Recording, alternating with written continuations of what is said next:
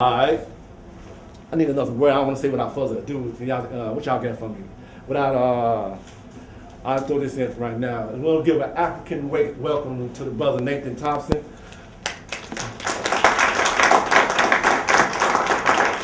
The author of Kings, dealing with the Chicago history. And he's going to do a presentation letting us know how his research has shown him through his time he spent. Thank you, brother. Thank you. Richard, Yeah. I'm going to piggyback on some of the stuff that you were just talking about. May I interrupt you one time? Set this up. Go ahead. Now, here's another language. Now, piggyback. Piggy is food. Remember, every time you hear the same language, you always want to piggy. So the term that I recommend you use, you want to veggie back. Veggie back. Behind Veggie back on what you just got talking about. You don't want to say piggy All right, we're going to make it healthy. Right. All right, I'm with you. Because they say we ain't going to read no book, Okay. right? He's right. So, He's right. now He's piggyback. You're right. Kill that. That's right. So how y'all doing? How you doing? Thank you all for coming out. Really appreciate it. A lot of the things that he was just talking about actually play right into this whole game of policy and the numbers. You know, I told him earlier this evening, it doesn't matter if we're talking about the lottery and the numbers racket from 30 days ago or Egypt from 3,000 years ago. The problem that we have as a people is that everything we do, everything we create, unfortunately draws the attraction of Europeans. Yep. They have followed us all over Absolutely. the planet for centuries. Absolutely. As soon as we leave one location, go set up on some island somewhere, it might be Crete, it might be Malta, 200 years, 300 years, 400 years, here they come. So we leave there, we going up into what is now called Spain. 400 years, 500 years, 700 years, here they come. We came all the way over here. The Dogons left West Africa in 1200, came here. Right. Centuries later, here they come. Here they go. After Reconstruction, some black men stumbled onto something called policy and numbers and figured out that we could use that to create an economic foundation for our people. 80 years later, here they come again. So it really doesn't matter if we're talking about 3,000 years ago or 3 weeks ago. We are still stuck in the same problem. And as he pointed out, the problem is not really what they are perpetrating on us. The problem is that we are not understanding our own history Absolutely. and allowing these things to happen. So right here in real time and today, we're dealing with a mayoral election that's coming up. And once again, we're going to make that choice we've been doing our whole lives, choosing the lesser of evils. But it's necessary for us to choose our own evils rather than let someone else choose them for us. Feel me? So it never ever stops being about money in this country. Ever. Never ever stops being about money. So when we got into policy, it worked at a time when white folks didn't have too much that was working for them. And you can look at the history of that. And what I'm going to do is talk about it from inception to where we are today and show you how all of it interconnects. Politics. Church was designed to turn your mind into mashed potatoes, if you don't know that. God is one thing. Always believe in God. Right. God is real. All you got to do is look around you. Creation demands a creator. Right. Religion is man-made BS. That's all it Man is. has never made anything That's all without it is. an agenda in the history of this planet. God created the planet, everything, the stars, the solar system, had a simple word for it, right? Good.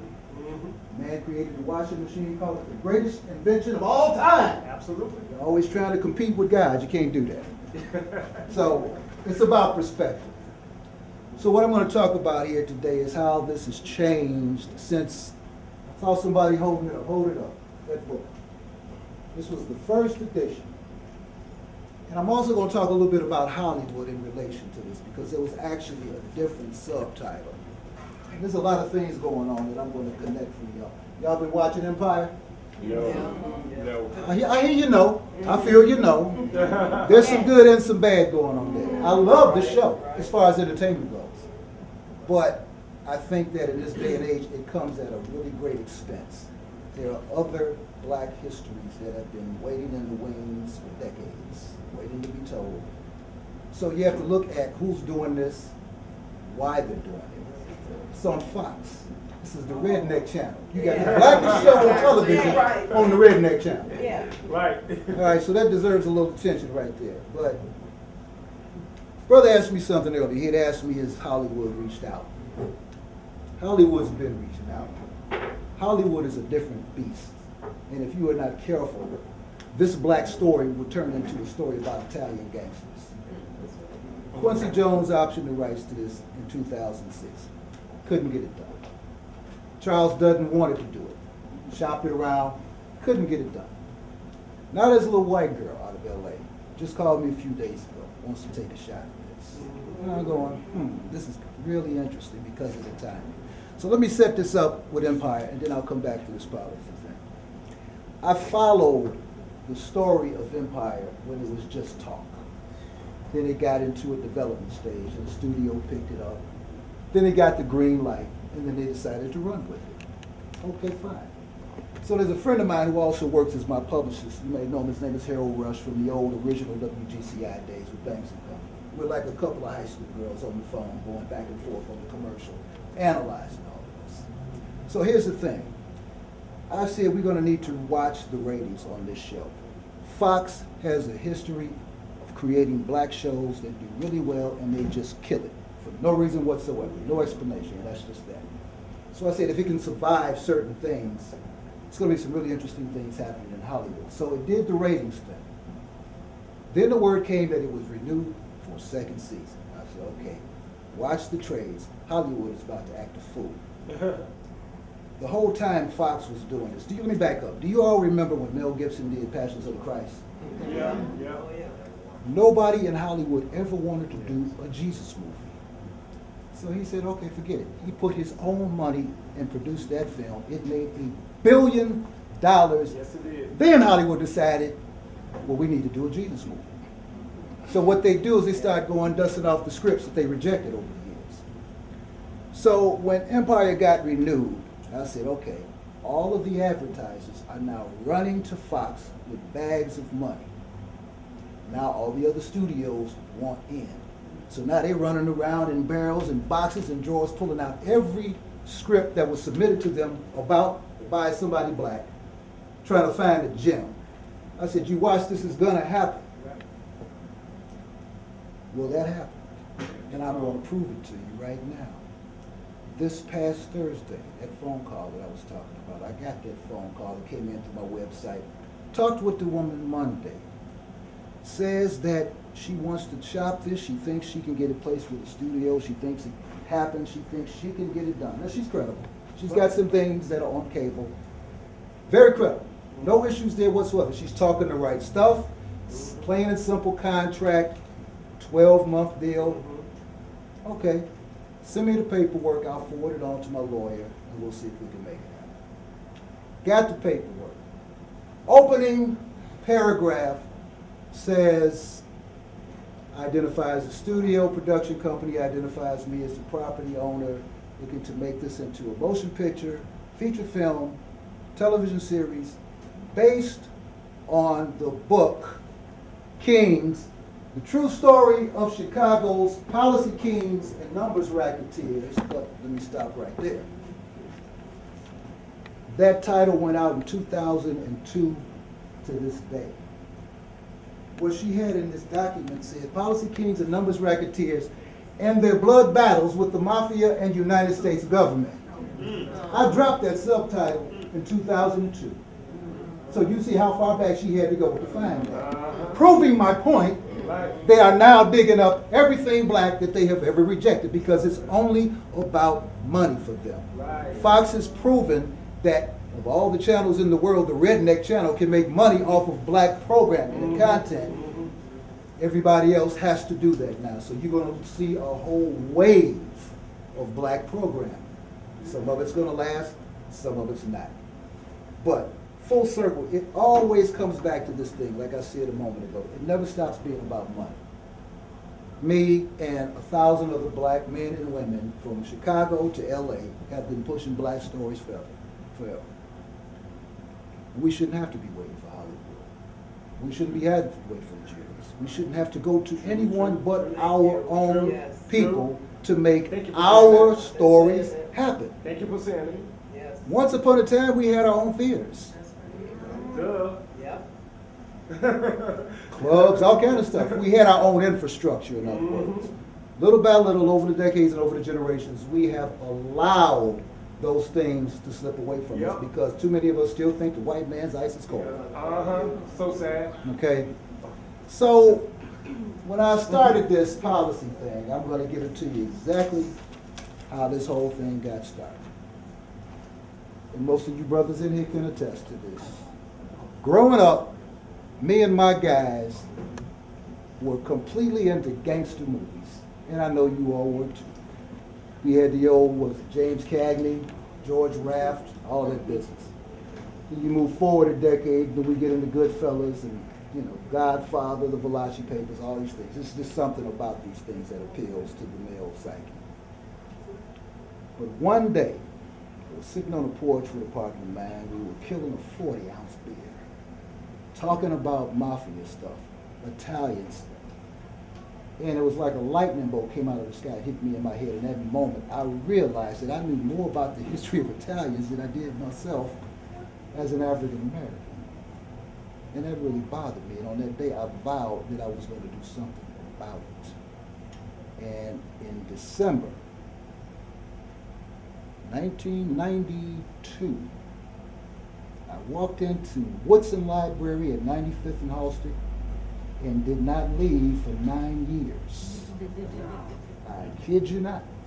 In that time, I read every single edition of the Chicago Defender newspaper that you could get on microfilm from 1909 moving forward. It was the biggest history lesson of my life. The biggest lesson was what white folks have been stealing from us. And it's really important to know that, more important to understand that, because none of this is by accident, including the church. It's all designed to turn your mind into mashed potatoes and to accept the life design that is being given to you. Erasing your African past. We talked about getting back, talk about getting into science. For me, it's about getting back into science and all the things that we created that Europeans extracted from us. Plenty of the Greek historians from the earlier centuries were fortunate enough for us, they wrote about a lot of stuff, and they wrote a lot about the people. So there's all kinds of documentation written by mostly the Greeks that will tell you we created it all. It started with us. Afruika, place of origin, beginning. Africa is a corrupted version of Afruika. And if you do the math on all of the continents, don't go by the pictures, don't go by the map that they pulled down in school to show you, because that's a complete lie. Most of those pieces can collectively fit into Africa. It's called the Pangea, but there's two different academic arguments about the Pangea. Some call it the supercontinent, some call the split that separated into all these fragmented pieces, the Pangea. Either way, it's really simple. The little pieces broke away from the big piece, not the other way around. It's all about Africa. Africa is humongous. If you look at the mapping of the history of Africa, you really learn a lot. Maps are done by cartographers who are European, and they are being done for Europeans. And when you look at the history of the mapping of Africa, you'll find Sudan up here in West Africa, then you'll find it way down here. You'll see the entire thing was called Upper Ethiopia, Lower Ethiopia. Before it was the Atlantic Ocean, it was the Ethiopian Ocean. The Greeks are telling us this, and they're thumbing their noses at the rest of the Europeans. It's all about that conquering. So when the next group comes along, conquers a territory, they update the map, thumbing their nose back. In the process of them doing that to each other, they start describing African territories and names and events and certain things that otherwise would not come out. So it's really good that they have that sick hatred against each other, because we, get to learn a lot about ourselves in the process. Stuff just kind of falls out. So all of these dots connect. Thousands of years ago, Africans were nation building. When we get into modern day time, these black men were nation building. We couldn't do anything else. So we got this numbers thing, and we made it work. We built not just businesses, but institutions. We ain't talking about just a mom and pop store. We're talking about a bank, for long-term sustaining of our people. Insurance companies, on down the list, hospitals. The most productive days of Providence Hospital in Chicago was during the time when these guys were kicking money into the pot. After this died out, it's really been a chore to keep the doors of Providence Hospital open. So it's about putting this stuff in perspective. Yeah, it was illegal, but so was a lot of other stuff that white folks got away with and we went to jail for. In the 1960s, New York Congressman Adam Clayton Powell stood on the floor of the United States Congress and basically said, look, police in New York and in Harlem are arresting black policy operators and looking the other way when it comes to white policy operators. It's one of the things that got him kicked out of Congress. He had the audacity to come in and tell the truth and call them out for it. This has been going on ever since. In its heyday, at its prime, at the height, this nationwide business was generating upwards of $100 million during the Depression years. That's one of the big reasons that the Italians came after us. We had more money than they did, and we were putting it to better use. And we didn't have to kill nobody to do it. All right, remember that. White boys invented drive-by shooting, not brothers. We have adapted, we have taken on the likeness of this oppressor since we've been here. So all of our bad habits come from white folks. There's no escaping that. That's sensitive from some of you all, I'm sorry, but you know, it's the truth. It's true. And that's something that we really need to start to identify with more. Everything we have ever need, God already gave us. Right up here in the mind, right here in the heart. All we ever had to do is exercise it. But you know, we drive out to Woodfield Mall, we drive to all these different places, and you know, there goes the neighborhood. I did a lecture a few weeks back called Too Much Plywood, because when I drive around these neighborhoods, that's all I see. We got more plywood around here than Home Depot. You know. So, you know, but it's about what happened to the money and how it got taken away, what we were doing with it back when we controlled it.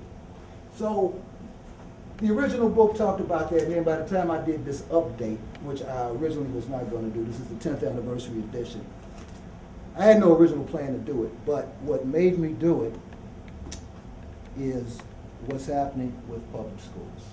Because there's a direct correlation, again, the money in the 80s, lottery money, which y'all know lottery ain't nothing but policy. Right. Yep. Lottery money was legislated to pay for public education. This was happening at a time when city council was fighting to legalize policy.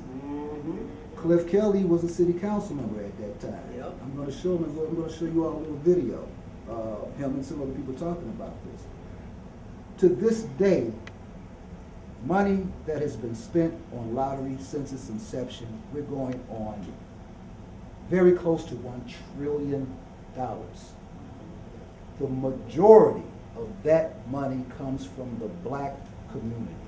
Yep. You can, Freedom of Information Act, the information, you will find the top 25 zip codes that spend the most money on lottery in the entire state of Illinois are in Chicago, on the south side, and on the west side. This is our money, but it's not paying for our children's education. It's buying big screen TVs in Bridgeport. It's buying, you know, BMWs on the north side at the expense of our children, at the expense of our future. So it was really important when we had this, and when it was really important when we lost it, because this is the thing that was financing. We didn't have to go asking the white folks for nothing. We made it happen. The dollar turned over several times in the community before it left the community. Now it's straight out, man. Has a lot to do with why we're not progressive. Politicians were bought off a long time ago, but that's our fault for letting them come back in. We like people too much. That's our problem. We like people. We vote for people because we like. You got a damn thing to do with nothing. If I hate you, but I know that you're going to do a better job, you're hired, you're fired. It's that simple. That's the way we have to start thinking about this. $100 million to nothing. Negro baseball leagues. Y'all saw 42?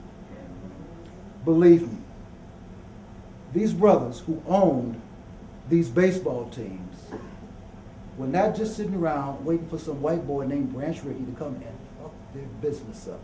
We're not talking about a baseball team. We're talking about a business organization. Who's driving the bus? Who's collecting the uniforms and getting them to the cleaners? Who's doing all of the jobs that go along with making an organization that is known as a baseball team work from one end of the country to the other? So it's a lot of jobs going on. There's a lot of learning of business going on that's going to transfer into legitimate business. Nearly everybody that I have ever spoken with who has been in the lottery business, look at me, the policy business, talked about the skills that they learned in this business that transferred over into legitimate business when gangsters took over our business enterprise. The first 10 or 12 black certified public accountants in the United States of America honed their skills in the policy business. It's important to know that. Of the most successful early physicians, their practices were financed with policy money. There are many things that have been financed with policy money that have been lied about. One that I love exposing is that old lie about Johnson Products and Ebony Magazine. You know, sold some of his mama's furniture and, you know, they were all in the policy business. But the problem that we got is that it's taboo because it was illegal. So I've been fighting for years to break that taboo. I don't see anything wrong with it. All right? Betting on numbers is as old as the Bible. In one way or another. Okay, it was illegal, but I don't see anything immoral about it. But check this out, slavery was legal.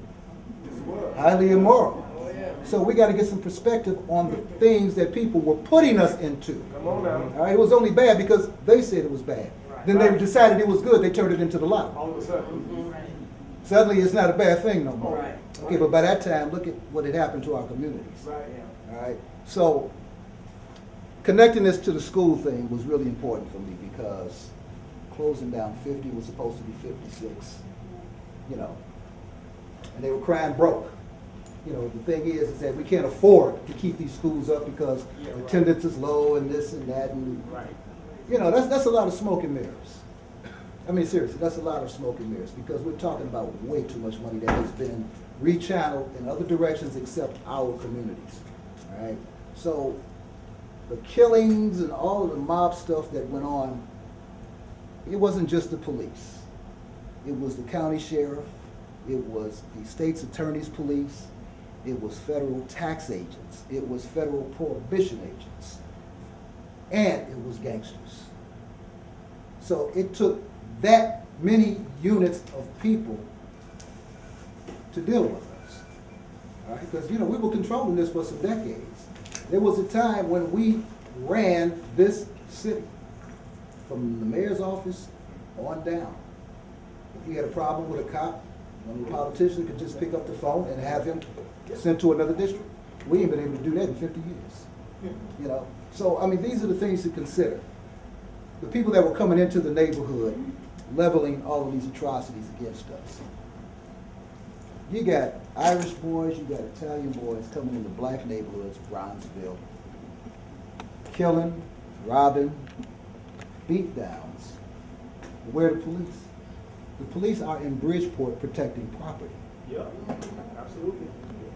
That's a problem, okay? So we have lost a lot of control. We have lost a lot of things. This is why our people are out of control to this day. So, you know, it was about the money. The education thing, we really need to take a harder look at that because we're being continuously lied to, and it's coming at the expense of our children and the future of us as a people. They have to be called out on this. So some of the things that I put in the new version, I've got some quotes for people. Like, you all remember Dawn Clark Nesh? Yes. She regrets signing off on approving the lottery. She says that it was the biggest shell game in the world. And it's true. Right? But not enough other people are really talking about that. More importantly, not enough people are doing anything about that. Make no mistake about it.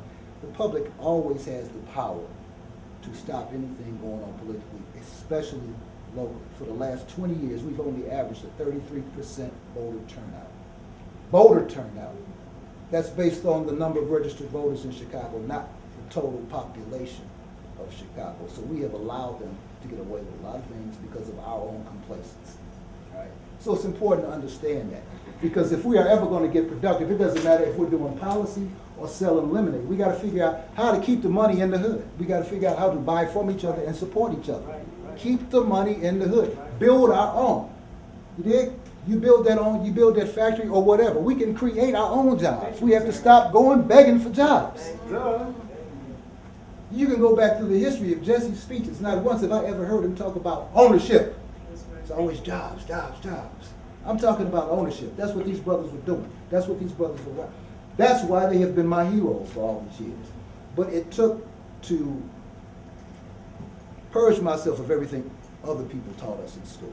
This was the biggest history lesson in my life. I learned so many things about who was the first black, this, that, and the other, how it got financed.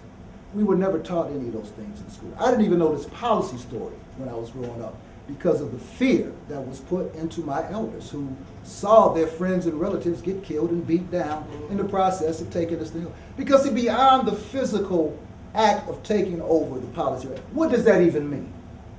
Took over the policy racket. I mean, have you already stopped to even think about the full implication of that? You're talking about some very powerful, very strong, very business acumen-minded black men who were very strong leaders. They were not gangsters. They were racketeers. Big difference. A gangster lives by the gun. A racketeer lives with a gun. Big difference. These guys were racketeers. They were strong men. They created things. We supported them. They supported us. When this was taken over, we were just standing there completely stupefied and dumbified, did not know what to do next, even though beyond the money of this, the lessons of how to unify and run a business and make it beneficial for your own community is what they did every day. You know, they did things for themselves too, but they created institutions that we have lost, that we have not gotten back since. So it's important to understand whether we're talking about policy or anything else, we as a people have got to support each other as a people. Otherwise, we're going to end up in the worst position that we're in. And next year and 10 years after that, it's going to be more marching in Ferguson.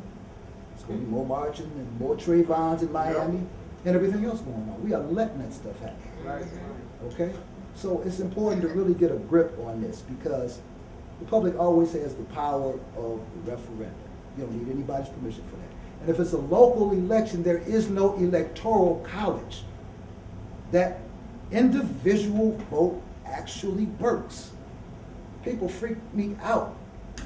Don't want to vote because they believe that the electoral college is going to decide who they, but check this out, you're the one that elects the electoral college. Most people can't figure that out. But see, then we get back to this whole thing about liking people. Most of these people are in this for money. I love Doc Walls. He's doing this for money. He's been running every year. He is a leader waiting to happen.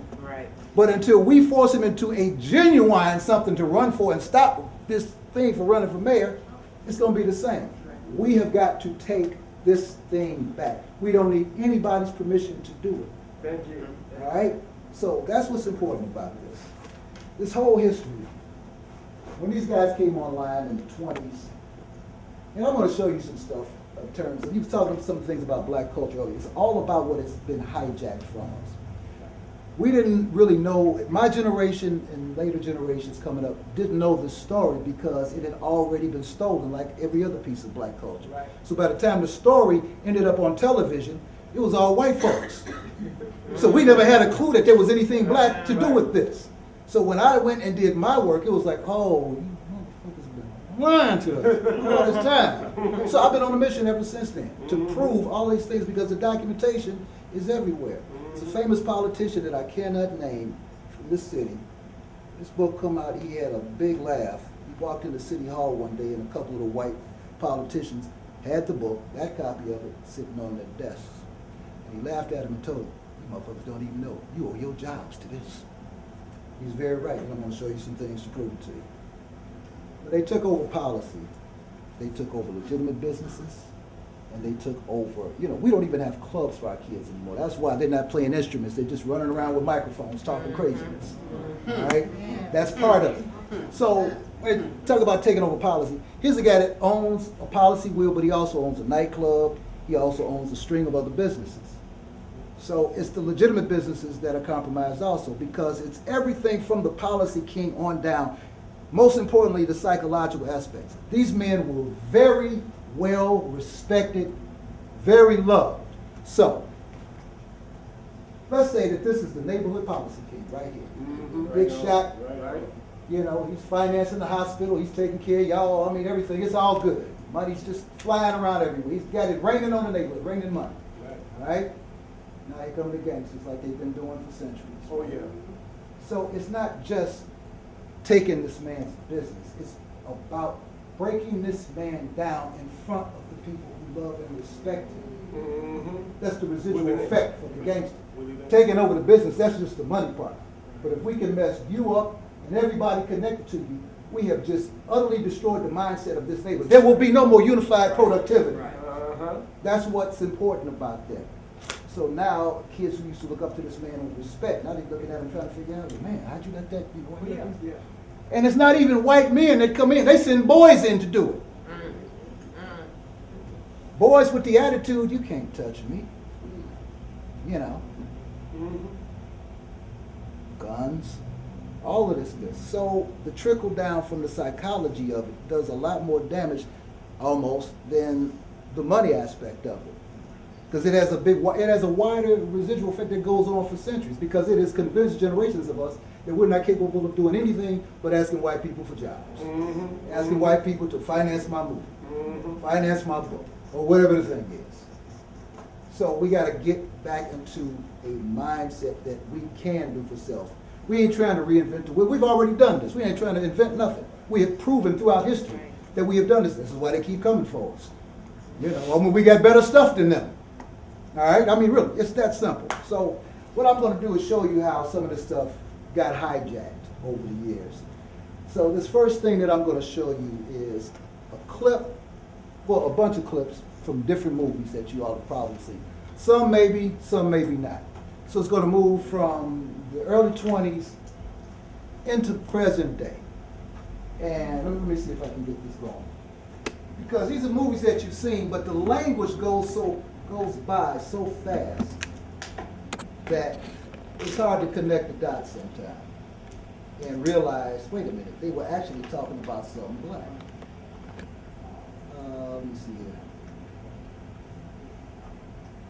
And we will talk about this. I did this little piece back in 2004 because I had to come up with every way imaginable to show you all what I'm talking about. Can some of you all can hear this back there? Listen.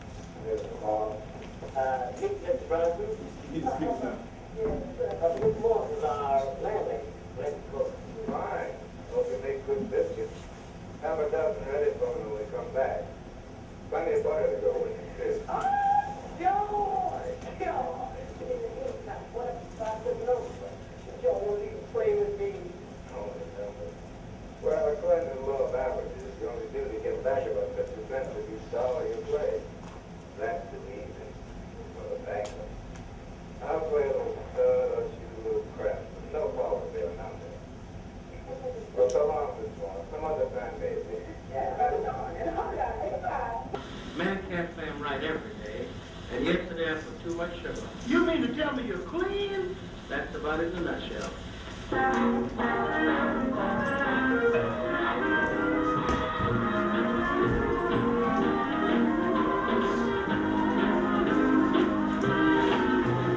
Hello, sugar plum. Pick a number again, eh?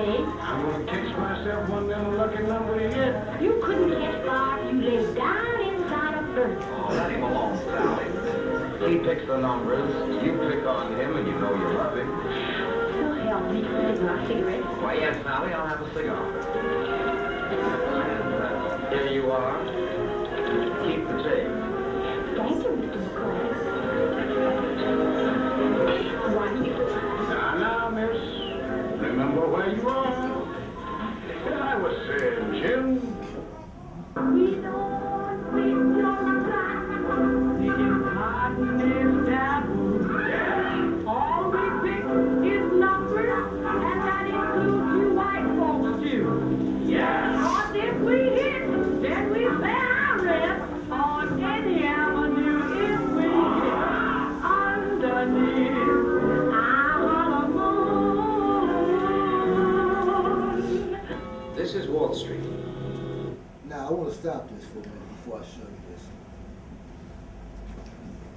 Policy, from its inception in the teens into the 1920s, moving forward into time, has been the biggest, blackest thing on the planet.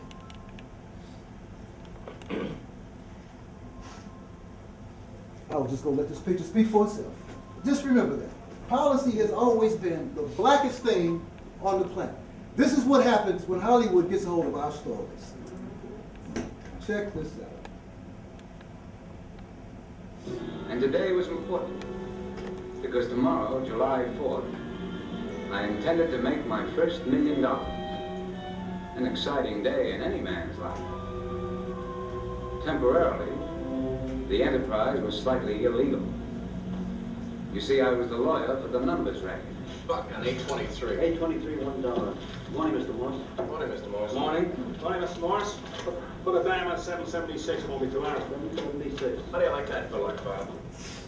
Today's one is 114. I had a dime on 113, didn't I? Yeah, you did. I nearly made $60, except for that one little digit. 600 to 1. You gonna play 776 tomorrow? Nah, 823. This morning I nearly got hit by a car. And you know what the last number of the license was? 823. I figure if I live through today, it's my lucky number. Am I right, Mr. Morse? If you don't get killed, it's a lucky day for anybody. They go on 776. The suckers bet on any combination of 3 numbers selected from the totals bet at some racetrack that day. 20 million bettors a day in the United States. Mr. Wheelock, I want to see him. Annual income to cheap crooks and racketeers, Morning. over $100 million. I hadn't seen my brother Leo for years. He ran a small numbers bank the way another man runs a restaurant or bar. These collection offices were called banks. And they were like banks because money was deposited there. They were unlike banks because the chances of getting money out were 1,000 to 1. The banks were located behind pool rooms, in lofts, cellars, or hidden in slum apartments like... I cannot tell you how many of your ancestors did this for a living. This is our story, being told to the T. Leo. Wait here a minute. Big play on 776 today. People got a superstition to play it every 4th of July. The old Liberty number never hits. Mr. Morse, there's a man outside to see you who says he's your brother. What do you want, Joe? Is it a social visit or a business visit? I haven't seen you in an age. But what is it? I'm busy. You're one of 20 or 30 numbers banks in the city. One of the small ones. Suppose a combine moves in. Suppose it organizes and merges these banks, eliminating the little ones like yours. You're listening now, aren't you? Suppose it reduces the overhead, legal fees, bail bonds. Supposing it reduces the cost and guarantees the profits. A man like you would be out of business, wouldn't you? You couldn't compete, could you? But suppose you had a brother. And this brother made your bank the #1 bank in the combination, in the merger, in the corporation. What corporation? Tucker? Come in.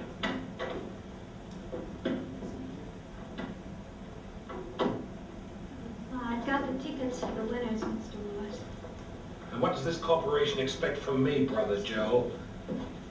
In return for the organization, I have no secrets from Doris. If you want to talk, talk. If not, go.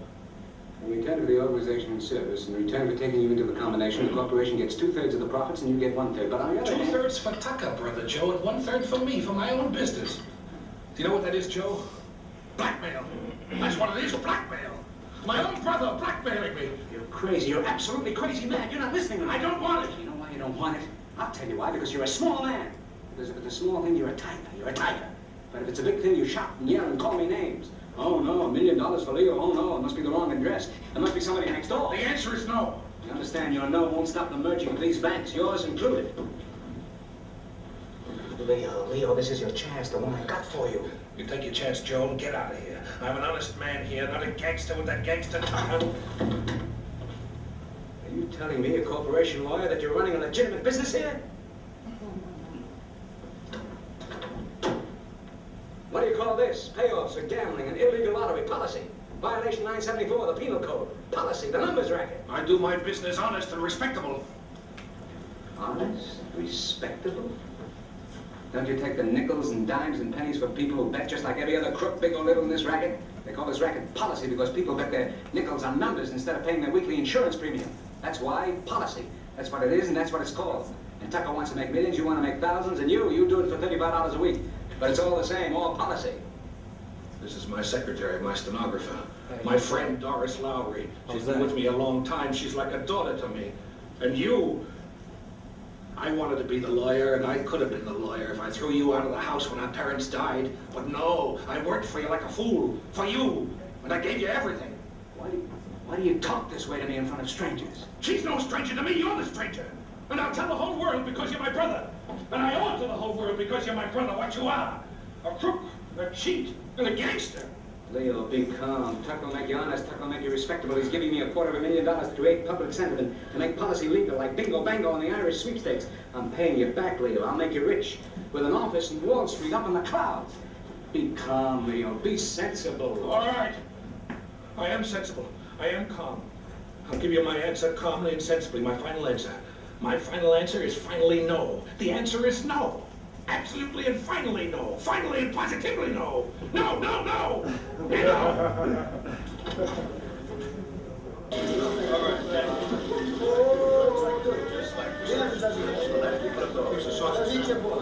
For a guy who moved all day long, Paulie didn't talk to 6 people. If there was a union problem or, say, a beef in the numbers, then only the top guys can meet with Paulie to discuss the problem.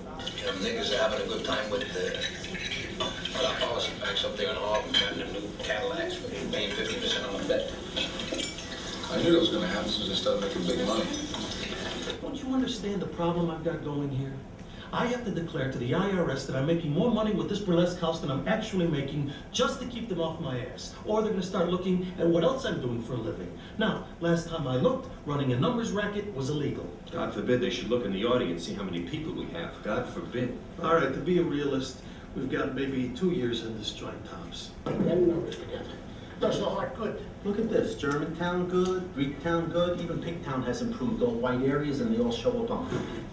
Not to cause anxiety, but I hear the state is thinking of a lottery. Well, that's all talk. Lucky Saperstein's been pushing that since the end of the war. It's gathering steam in Annapolis. They're looking for new revenue. What they should do is legalize gambling. It's good for business. Vegas is going through the roof. Right, they've already got slots in Anne Arundel County, they should go all the way. For God, the government. Wouldn't they come off thinking that they could run a numbers racket? Lottery. It's unconstitutional. They're moving into private enterprise. They're taking money right out of the mouth of the entrepreneur. I agree. Right. Smacks of socialism. Government doesn't know from shit. They integrate the golf course in 51 and schools in 54. Where's their priorities? They integrated the cricket field in Clifton Park back in 50. Can't find a colored person who plays cricket. I beg to differ. That was part of the separate but equal ruling. The coloreds could only play cricket on Tuesdays. You can't find a colored person who wants to play cricket on Tuesday, Wednesday, or Kish Mine took a stuff. For that matter, you can't find a white person who wants to play cricket. What is it with that game? You keep an eye on this. Just what we need, a state lottery. This is it, okay? 2, 2, 3. Yeah. The bonus is 4. Okay, Listen, okay. okay. Do you know what that means on $50? Now you want to see somebody. We're screwed. Screwed is not the word. Yes, I know. Okay? Who bets $50 on a Nobody number? bets $50. Nobody bets $50. What do we got in reserve? We have anything there? We have money in reserve, but not enough to cover the bet. You gotta tell them, but he's at dinner. I will call. All right? Okay? She's gonna tell me. It's ringing. Yeah, well, thanks, Mother. Yeah, what's up? You're not going to believe this. I'm sick to my stomach. I'm sick to my stomach. Charlie, what? Somebody hit the number and the bonus. Yeah? The payout is $100,000. $100,000? My God. Are you sure? I checked it 6 times over. Jesus. Well, what are we gonna do, Nate? We don't have that kind of money. I'm coming down. So how come we never talk about what Dad does? Because it's illegal. The Melvin. Yeah.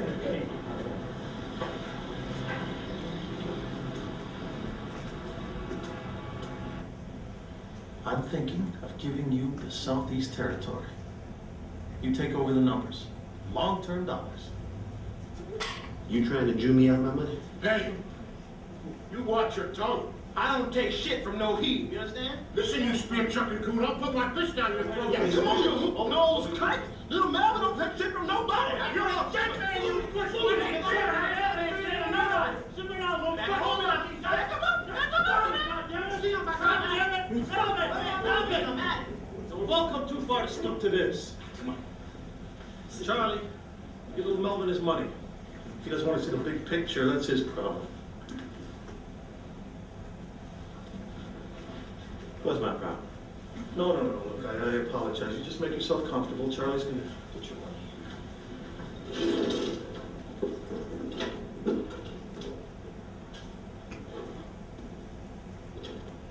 Exactly how big a picture is this here big picture?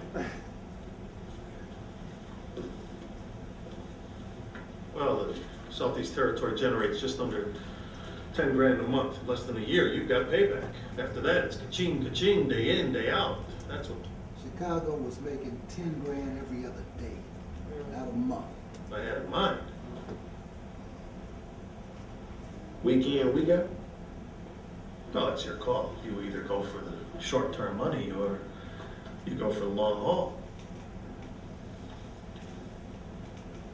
All mine now. Clean. No middleman.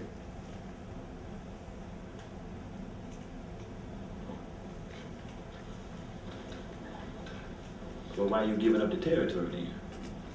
Look, there's no question that 100,000 cuts into my cash flow. I can live with that. But this burlesque is too time-consuming. You're a little older, your priorities change.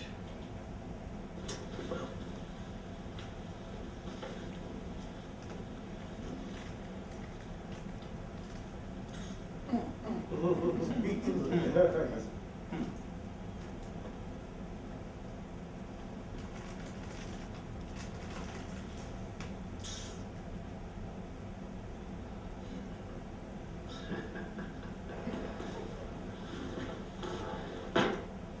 was a good decision.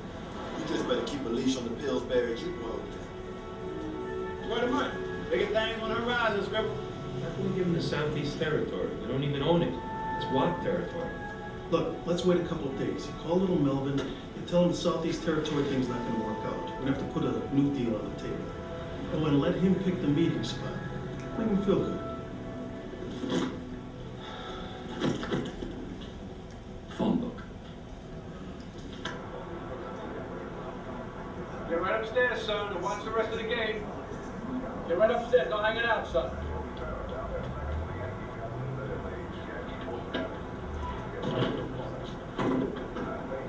Hey, come on, how you doing? Keep driving, I want to talk to you. Kid, if you're a good kid, like kids. Thanks. I really appreciate it. But you just said this. That's all right. Just glad everything worked out. I'd like to do something for you. All you gotta do is drop some numbers off us. You're gonna get $150 away.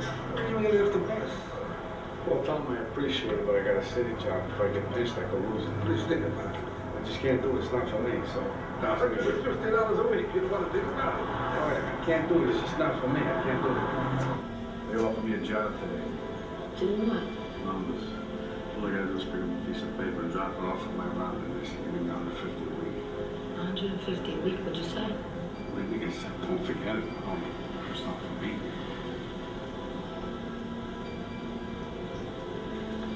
What? I don't know. $150, it's only numbers. You think I should have took him? I don't know. Yeah, well, come on, you know, you get involved with those guys, next thing you know, 1, 2, and 3.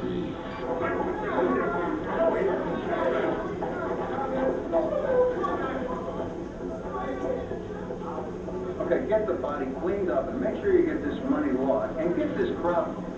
Well, what do we have here? You guys a little out of your territory. I think I saw a speakeasy around the corner. That's the press is here. Why don't you go chalk up another front page victory? Thoughts on a nickel in his fist, Lieutenant?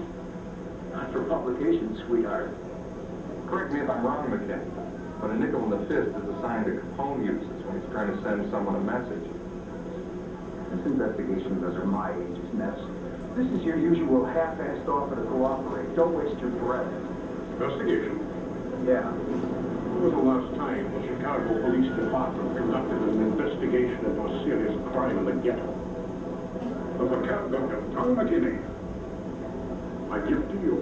Well, looks like you've got yourself an exclusive. When's your deadline? Sometime next month, if I'm lucky. The story will never make it into the paper. In the newsroom, it's what they call a cheap murder. Why? Good the victim is colored? You don't sell a lot of papers on this side of town. This is no ordinary crime. No.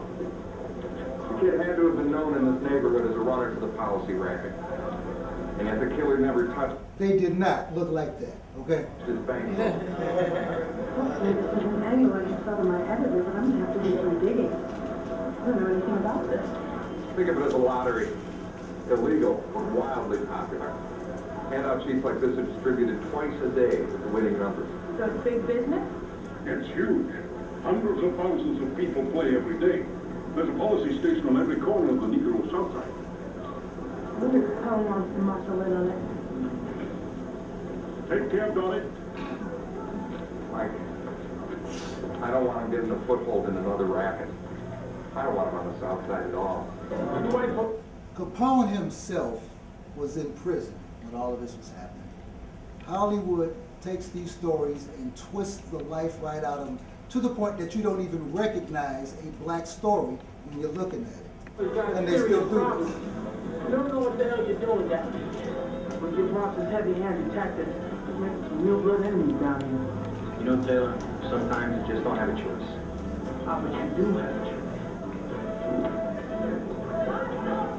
So, I hear you want to skim a 6 from the Ace of Hearts for you. That's right, 16%. That's what we get from all the Protective Association. Damn, I thought you guys dreamed big. You've got another proposition.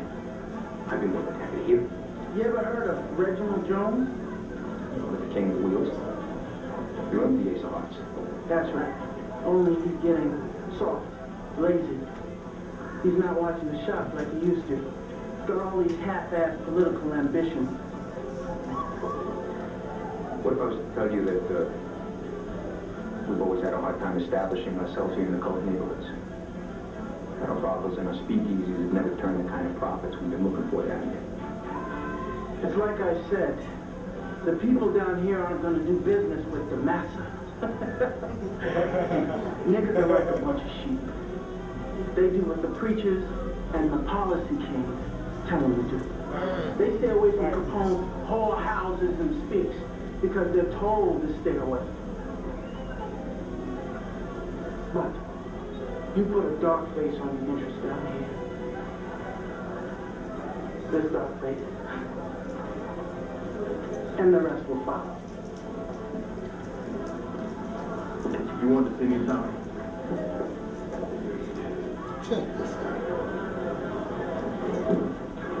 We got some upscale Gold Coast gradies taking in a late show. Make sure you throw out any undesirables and don't let anyone in. How undesirable? Don't let you in. I don't want to see tan and yellow in here anymore. High up.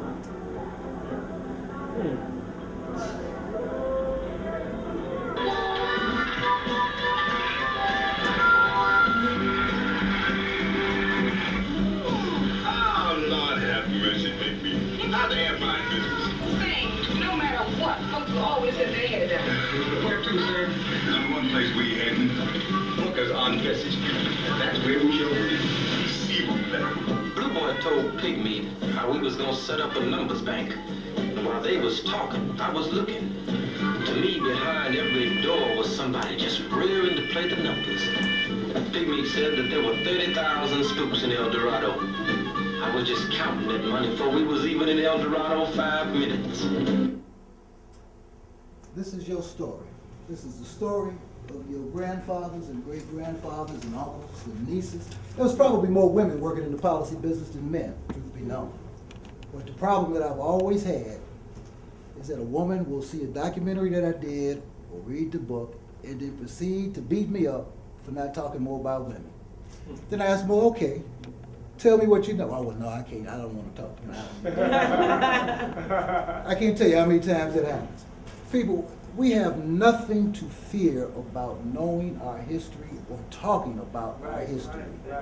Obviously, white folks ain't got no problem with it because they keep stealing it every chance they get. Right, exactly. Okay, again, policy was illegal, but it was not immoral.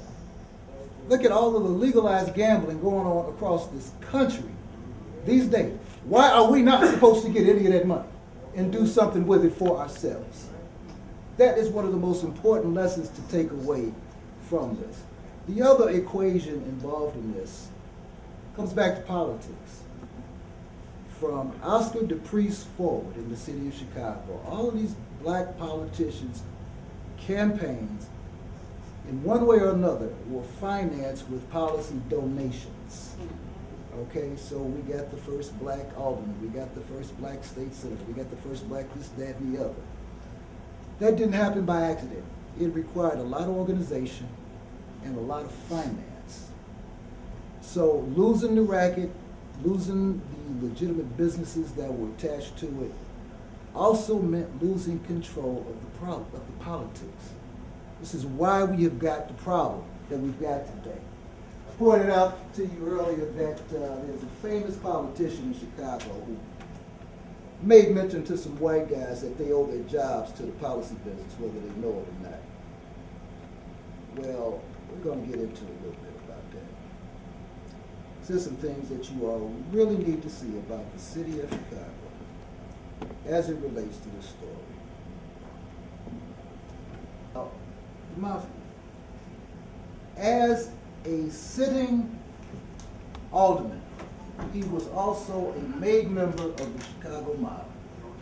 The FBI knew this the entire time and said nothing until after the man was dead.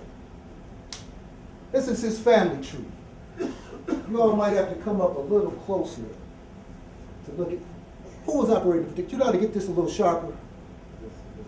I'm going to point some stuff out. This is the Rhodey family tree. Here, the pictures that you have are the patriarchs of the family. These black dots represent made members of the Chicago mob. You're going to recognize most of the names in this. One name in particular you're going to recognize is Caruso. How many of you all know that name? Yeah. Frank Skids Caruso. His family is the ones that beat that. Say it loud. Say it loud. Say it loud. His family is the ones who beat that boy Leonard Clark, put him in the coma. That's right. The boy's now in prison. Boy's now where? In prison. He in prison. The kid who beat up Leonard Clark, Caruso's grandson. All of these colors that you see here, red, pink, yellow, let me come around. You have to look at the key. Can you sharpen this? Can we get this a little bit, projector screen a little sharper? The red is the hire truck program. So every time you see this red indication, these are family members of mobsters who had all the jobs in the hire truck program. All right?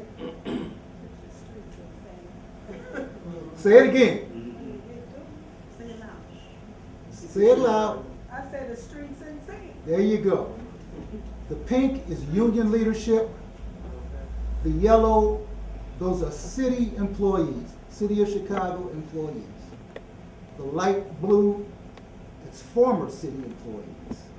The orange, that's family connection points. One mob family marries into another mob family. The children, the grandchildren, all of the offspring, all end up sucking up all of the jobs in the city of Chicago. All right. So many of us brothers went downtown to the Civil Service Board on the 13th floor to apply for all of these jobs. You would always have to go home and tell mom or dad, well, I didn't get the job, you know. And it starts to look like it's something wrong with you. And your people start treating you like it's something wrong with you. Even though every city truck that pulls up on your block is all white folks. Doing all the real work, getting $20, $30, $50 an hour. You got one brother or one sister standing off over here with a flag, you know, a stop sign. Yeah. That's all they doing all day. Right. And you start thinking there's something wrong with you. You know, you done went to school, you done done all these skills, you went and took this program, got some extra skills, got a certificate for this, you got all this, and you go downtown, you even got a letter from the alderman. Good guy, good character, good standing. Hired. Still can't come back with the job. This is why you can't come back with the job. Yep. Taking policy took control of the neighborhood, the legitimate businesses in the neighborhood, the politicians in the neighborhood, the influential business people in the neighborhood, the influential teachers and social workers in the neighborhood, and all the goddamn jobs that would have ended up in the neighborhood had these suckers got out the way. But it's like I said, it doesn't matter if we're talking about Egypt 3,000 years ago or Chicago 3 weeks ago. Everything we do, everywhere we go, here come these motherfuckers. Yep. Right. Yep. Absolutely. So it is important to understand this history. This is not a history that I grew up knowing. Our children, if we are not careful, are going to grow up not knowing this history. And it is very, very dangerous in this day and time because a kid is going to wake up one day and not even know he or she is black. When all this talk of, you know, what's all this post-Obama? Yeah, I can't even get it out my mouth. You know what I'm talking about. Post-racial. All right, that's crap. Yeah. 911 only changed white folks' life. Didn't nothing change for black folks in this country after September 11th. Thank you. Okay? Nothing changed for us. I mean, nothing, period. They blew up what? Man! All right, well, come on, let's go, man. And that's it. Okay, we are back to our own reality of dealing with the oppression and the yoke that we've been under since we've been here. But the real problem we've had is understanding we have allowed this stuff to happen. Okay, really. At some point, you got to start shooting back at people, not other people who've been getting killed. You know, it's a hard thing to talk about. It's a sensitive thing to talk about. But at some point, you have to go to the source of what causes all of this. For me, it's real simple. You start going back in the timeline and you stop at different intervals like this. But ultimately, you got to go way back. Some of you all know this old saying, all roads lead to Rome. Well, once you get to Rome, all roads lead to Africa. That's the part that don't get enough talk. Right. All right? So, coming from that, all the knowledge that we had, somewhere, some kind of way, all of that knowledge that is in our DNA manifests itself in the policy business because we worked it better than anybody. Numbers has been going on long before brothers took it and created the enterprise that it became. You can go back to biblical time and find betting on the numbers. Jamestown, Virginia, Princeton University, a couple of other universities. Some of the greatest public works of this country, going back to the 18th century, were created with lottery money, sweepstakes money, betting on numbers. Take the money, build great institutions. What is different about that, you know, than what we did with it? Hospitals and all these different things. The problem for them was that it was us doing it. Mentally, we accepted whatever they were putting down, and we convinced ourselves that we couldn't do it. And we have been doing it ever since. So at some point, we have got to go back to the origin. And for me, it starts with the Catholic Church. Yep. The Catholic Church taught this world to hate black people.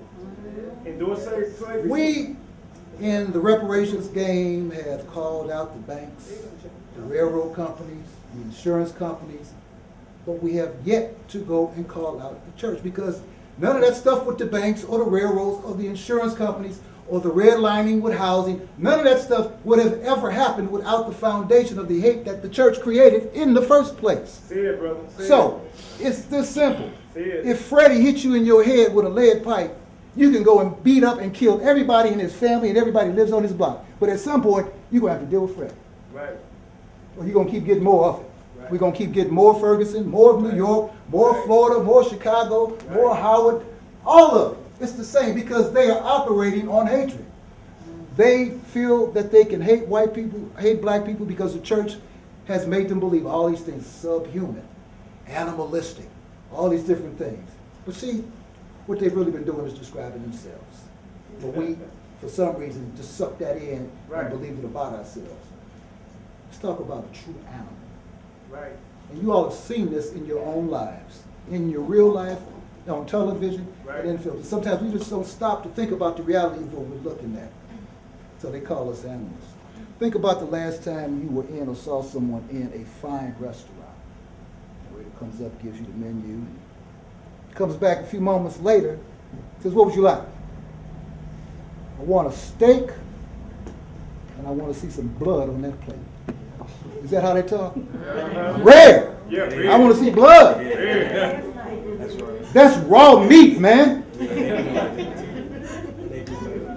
Who's an animal? Neanderthal.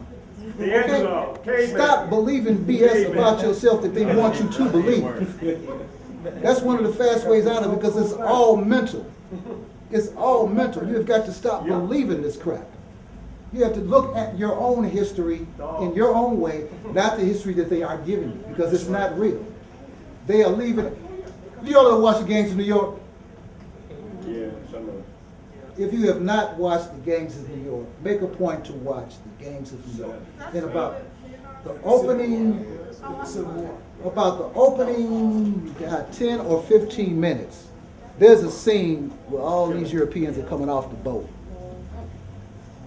In that one scene, you see the centuries-old hatred that Europeans have for each other. Say that again. Centuries-old hate that Europeans have for each other. Absolutely. It's really important to know that. In the hatred that goes on between the two of them, black history just kind of falls out. Right. Stuff that they've been hiding, lying about. Right. So it's real important to follow those tracks. Right. So by the time you get to, it's like Brother Rashidi has been talking about for years and years. The black presence in Asia, the black presence in Europe, the black presence all over the planet. I mean, we were here first. We are the original people on this thing. But we have let other people convince us of other things. Everywhere. We everywhere. So it comes back to the same argument about believing in yourself. It's the same argument that Bookman had with the people at Haiti the night before the revolution. It's the same argument that Harriet Tubman probably had with 100 folks trying to convince them, yes, we can leave. We do not have to stay here. Let's go! It's an age-old argument. We have gotten stuck, because of all of that conditioning and brainwashing. And it is institutionalized. Right. How many of you all have seen Rabbit Proof Fence? All right. Rabbit Proof Fence and many films like that that depict some aspect of true African, Australian, which is ain't nothing but African history. In the Chicago Public Library, that film as well as others are classified as fiction. That's the problem. Other people are guiding our progress or lack thereof. Mm-hmm. It is important. Rabbit Proof Fence tells the story of two Aboriginal girls, actually three, who, do you all know the story about the Aborigines of Australia? Yeah. Okay, well, this is part of that depiction. So there's three little girls that get taken from their family all the way to the other side of Australia and put into that process, into that system of dehumanizing and changing who they are. It's the same thing, stripping them of their identity and their culture. I swear to God, I cried, grown-ass man, I cried because those little girls ran away from this plantation and they walked all across the entire continent of Australia to find their way home. And they were able to do that because previously they had learned the purpose of the rabbit-proof fence. To keep rabbits out away from the gardens. But the guy who explained it to them told them where it ran from, where it ran to, and what direction. That is how they found their way home from one end of the continent to the other. They walked. I think it took them about 6 months. So you can imagine what kind of shape these little girls were in. They were about 10, maybe 9, 10, or 11 years old. Fierce, bad little sisters. All right? Sometime later they came back and got them, and they got away again and made it back home again. And the two surviving little girls at the time the film was made were like 90-something years old. And they show up at the very end of the film, they show you the actual people. It's a truly heartbreaking story, but it's also a very revealing story. Because the whole thing about kidnapping Aborigines is this one scene that depicts the protector of Aboriginal children. That's this title, the protector of Aboriginal children. But he's breaking down the science of how they're going to take Aborigines from very dark skin, and over a series of progressions, they're going to become extremely light skinned. Yeah, I saw that. All right? That's what happens. So it's really important to understand all this because it's all connected. It's all connected. Doesn't matter. 3 weeks ago, 3,000 years ago. It's our stuff and they keep coming after it. And at some point, we got to stop it. And at some point, we have to take it all back and reestablish ourselves, our identity, our history, our future. That's really what this is all about. They know who they are. Do you know who you are? That is really what it comes down to. The less you know about yourself, the more easy it is for them or anyone to manipulate and marginalize you in your existence. So it is supremely important to know the system because at the end of the day, it never stops being about money. And there was a time when we had all the money and we knew exactly what to do with it and we did exactly that with it. Somewhere along the way, specifically after 1952, we lost that. By that time, it was happening all across the country. When they started deconstructing the policy rackets in Chicago, they were doing it in New York, Philly, Pittsburgh, Cleveland, all over the place. At the same time, here's one from Detroit in 1941. Policy trial starts, Rowan and Hammond plead guilty. This is part of Detroit's amalgamated numbers banker syndicate, the leader of which was John Roxborough, one of the managers of boxing legend Joe Louis. John Roxborough from Detroit was part of the Roxborough brothers. One of his brothers was a state senator. John Roxborough spent a lot of money in Chicago. It would interest you to know that John Roxborough primarily, mostly his money, financed Burr Oak Cemetery. Interesting. This is what I'm talking about when I'm talking about institutions for black folks. We ain't talking about just taking some money and opening up a store. Right. We're talking about infrastructure, things that are going to sustain us as a people into the future. Right. Not the least of which were burial grounds because we couldn't be buried nowhere else. Right. So at some point, somebody figured out, we need our own cemetery, man. How much money you got? All right, well, let's do this. And they did that. And then they went to other parts of the country and they did that. All right? So, it's important to know this stuff because it ain't been taught in school. It's dangerous to teach black children that y'all used to run this city and this country. You all used to take care of yourselves and finance your own existence. Y'all didn't have to come for us for nothing. Matter of fact, it was to the contrary. We had to come to y'all. Right, right. What would happen? How many barracks would we have running around here if that happened? You understand what I'm saying? Knowledge is power. Education is something else. Education is what they tell you and what they give you. And it's all sanctioned by the Vatican, in case y'all don't know that. Happened after the Civil War. Okay? Everything that Americans believe about America begins with the Smithsonian Institution. Financed and built by a man, a Protestant, who never set one foot in America, ever. At the urging of the Vatican. That's where they keep all of the African history that applies to America. Huge way. That you ain't supposed to know about. In a huge way. All right? This stuff keeps happening. Look around the world. The Church of England, the Museum of Britain, the Ludlow Museum in France, Spain, a couple of others I can't even think of. Rosicrucian Museum in San Diego, they have got all of our history. Artifacts, writings, everything. You know, they told you that they burned everything in Alexandria. Everything didn't burn in Alexandria. They kept a lot of good stuff. Exactly right. Okay, and they've been pimping it ever since. Most importantly, spiritual knowledge. Knowledge of alchemy. Right. Spiritual alchemy, metallurgical alchemy. Think about exorcisms that go on with the Catholic Church. They won't tell you that the Jews got it before they did. Manipulation and dealing with the spiritual world. They figured out how to exercise it. Yes, sir. Jews figured out how to exercise it and trap it in a box. Oh, yes. It's real deep. But where did they learn how to do that? You don't just go down to Walgreens and pick up a book on dealing with spirits. They got that from us. All of it. They got that from ancient Kenan. All of it.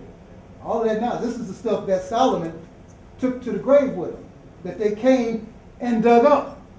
Think about that. Talk about grave robbing. They've been doing that for centuries. To this day, they are still over there digging up any part of Africa that ain't been dug up with backhoes and cake spoons. Anything they can find. Nothing has changed. Okay? As nothing has changed. So again, it's all ours. Same thing in all Freemasonry. The only secret in Freemasonry is that you are the secret black man and black woman. It came from us. Okay? It's all about that. But they know that. And as long as you don't know that, they are going to continue to get away with everything that they get away with, including taking whatever forms of financing we create for ourselves, because they know who they are. So it's really important to know this history. And it's really important that your kids know this, because my generation didn't grow up knowing this.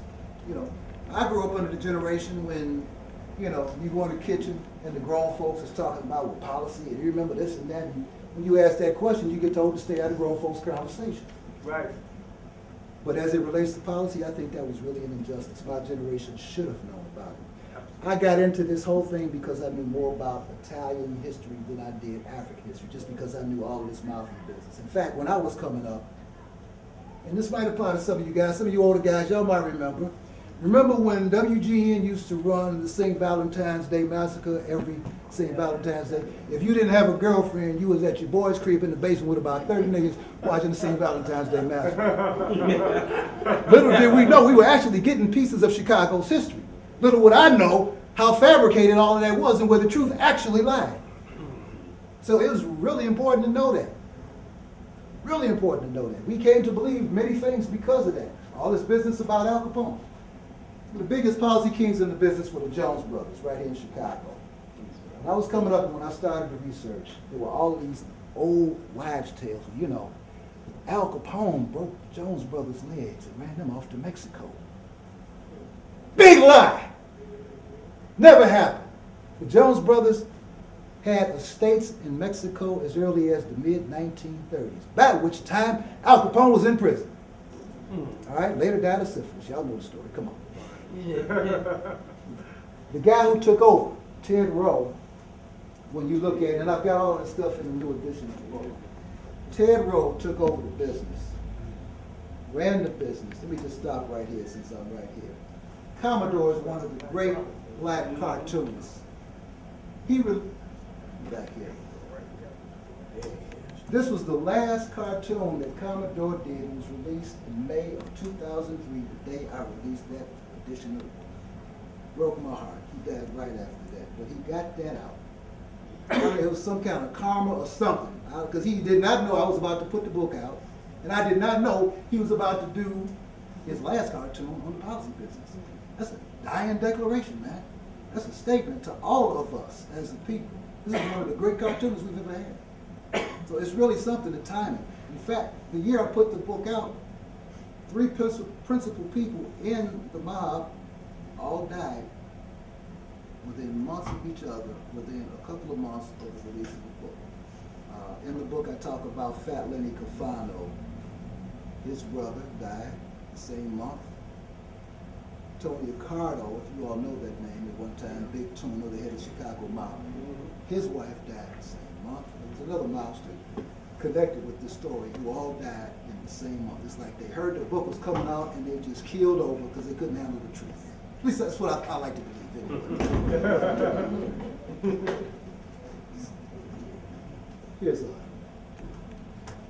This is one of the early flow charts of how these guys did business. So down here, bottom corner over there, this just keeps running away. Hold, please.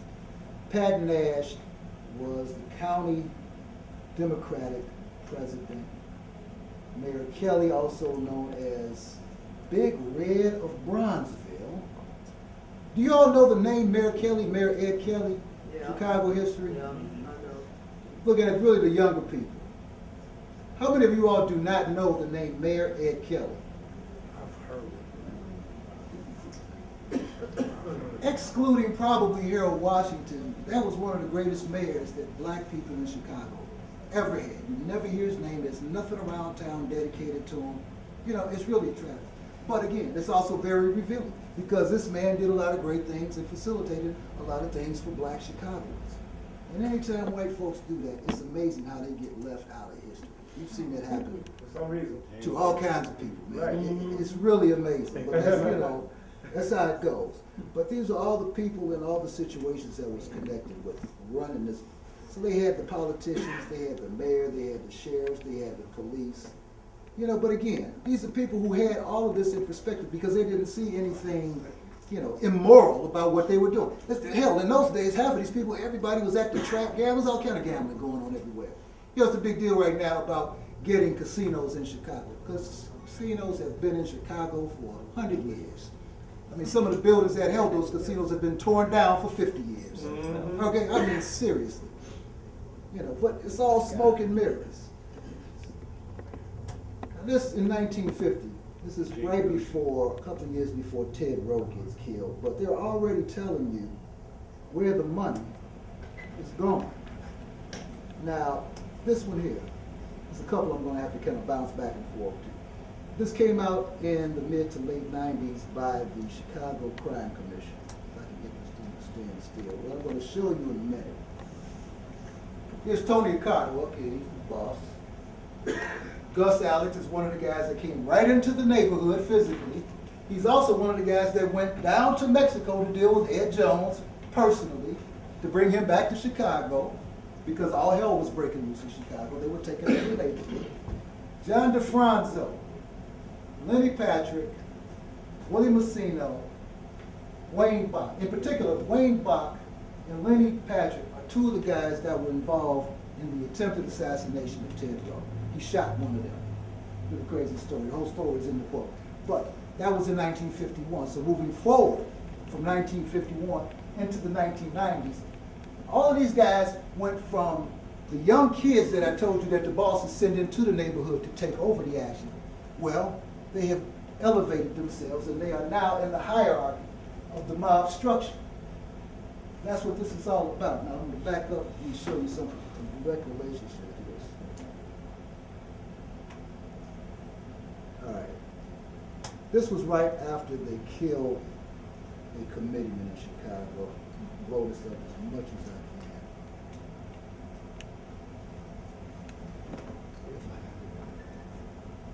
Some of the names that I was pointing out on this document in particular, I gotta go here and see. John DeFranco, here we go.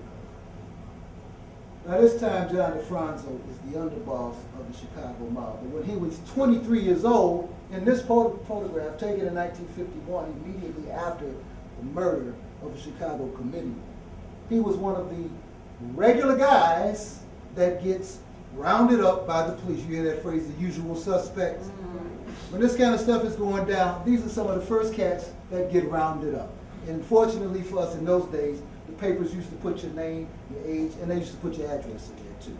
They stopped doing it a long time ago for obvious reasons. But this is how far back this goes. So when these guys were in their 20s, they were working for mob bosses who sent them into Bronzeville, Park Manor, other black neighborhoods to take over, not just policy, but the legitimate businesses too. So you see in the white version of our black story, the policy movie that I showed you, you kept hearing this phrase, "You're a gangster." Big difference. There was a time in our history where being a gangster was not something that you wanted to be. But that script got flipped. And that's all kids want to be now. Right. Right. But they made it very clear in this business in those days, we are in policy, we're legit, we don't work for gangsters, we're not gangsters. Gangsters are what are destroying our neighborhood, our people, our livelihood. Why the hell would you want to be a gangster? That script got flipped because we did not know our history. We watched movies And they were dropping policy and numbers all over the place, but we did not connect the fact that what they were talking about was really ours. But how different than that is that than taking the story of Asar, Set, and Haru and turning it into the story of Jesus in the Holy Bible. Why Jesus? They have been taking our history for centuries and profiting from it. They got Trinity and made it Christian. Right now, you've got Hollywood and getting ready to come out with a big budget film called Gods of Egypt. It ain't got one Negro in the movie. Gods of Egypt. That's a comedy. All of that. They keep doing this and we keep letting them do it because we don't know our history. 3 weeks ago, 3,000 years ago, it is all the same. We keep letting these people extract from us, take it, do great things with it, capitalize financially, take care of their families and their friends, create brilliant institutions that they don't let us come to. And we're not saying or doing anything about it. And as soon as it's election time, here we go voting for people that we like. Ram comes from that same sinister cabal. Yep, same thing. Last name ain't even Emmanuel, but I ain't finna go there. So it's really important to know this. This was one of the greatest parts of our history because it was the most progressive part of our history. We had more civil rights going on in this time for ourselves than we did in the so-called civil rights era. Only place we marched in those days was to the policy station and to the bank, the black banks that we had at the time, before the systematic elimination of black banks across the country. Didn't just start in Chicago with Bingo. It was all over the place. You know, when they burned down Tulsa, most of the people from Tulsa came to Chicago. But they all came here, and a lie has been perpetuated about Tulsa being, was it, the Black Wall Street? People, listen to me.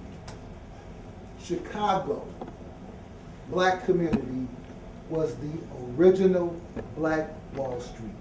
Because the first black-owned bank in this nation was in Chicago on State Street, launched by Jesse Bingham. That's why it was called Black Wall Street. One of many financial and real estate institutions along State Street. In fact, in those days, in the 10s and the 20s, a lot of black organizations named themselves after, you know, the DuSable this, the DuSable that. They were connected. They were connected to DuSable. They were connected to the story of DuSable. They were connected to the story of Haiti. To this day, the demographers of Chicago do not talk about the huge Haitian population in Chicago back in those days. Okay, DuSable was not a monolithic anything. The man had friends and family who came to see him. You understand what I'm saying? We just never need to talk about that. So it's important to notice because other people have shaped our history. Harold fought for this, tried to get this thing legal. This is Lou Caldwell sitting next to him. Lou Caldwell in 1945 or 46 was graduating from Northwestern University, and his thesis paper was turned into a fiction book called The Policy King. Now, to this day, I've never read it, only because it was classified and released as fiction. So it's hard to decipher fact from fiction. But here's a man that came up directly in his time. His family was connected on this, so it's probably not that difficult. But the real important lessons about what he wrote, he changed a lot of names because he had to, but the mechanics of the business that he was talking about, those are the important lessons to take away from it, because it depicts how and what we did with the finances. So this has been going on for a long time, even when white media has lied about, well, you know, in those days it was just nickels and dimes, and that's a complete lie. If you go back as far as the 1920s, specifically in 1928, look at headlines from the Chicago Tribune newspaper. Big headlines about all the money being made on the South Side by black men. It was not a secret. It was never a secret by the time Ed Jones ended up in prison with Sam Giancana. It was never a secret. They have always known that. Always. Chicago, Cleveland, Pittsburgh, Rhode Island, all over the place. This is what financed the Negro baseball leagues, and everybody knew that. Everybody knew that's where that money was coming from. That's one of the things that bothered Branch Rickey and everybody in the so-called professional league, because the Negro League was completely self-sufficient. Completely. In fact, Negro baseball leagues in Chicago, the Chicago Elite Giants, I can't think of the other one, they used to produce bigger crowds at Comiskey Park than the White Sox did. And the same thing was happening in New York. That's why Branch Rickey went after them. It was about money, period. Man didn't love black people. He wasn't trying to do something for black, trying to help a brother out. He was trying to help his bank account out, and the bank account of his organization. That's all they cared about. It never ever stops being about the money. But as soon as they get their money, then they kick you to the curb. So this is why it's important to know this, because for some reason we think it's hard to unify and spend money with each other. It's not hard. We've done it before. For a long time and did great things. So we have got to get out of the thinking that other people have put on us. This is Tony Accardo. Something I want to point out about him, and you all can look this up on your, I tried to find this picture, but I've gone through a couple of computers, a couple of operating systems, and I've had a lot of stuff just die. But when we talk about the oppression of black people, whether we're talking about policy, taking the money and all the stuff that we did with, or other parts of the history, it comes back to the same source. You all can look for this. This is Tony Accardo. You're going to Google the name Accardo with the name DeGrazia, D-E-G-R-A-Z-I-A,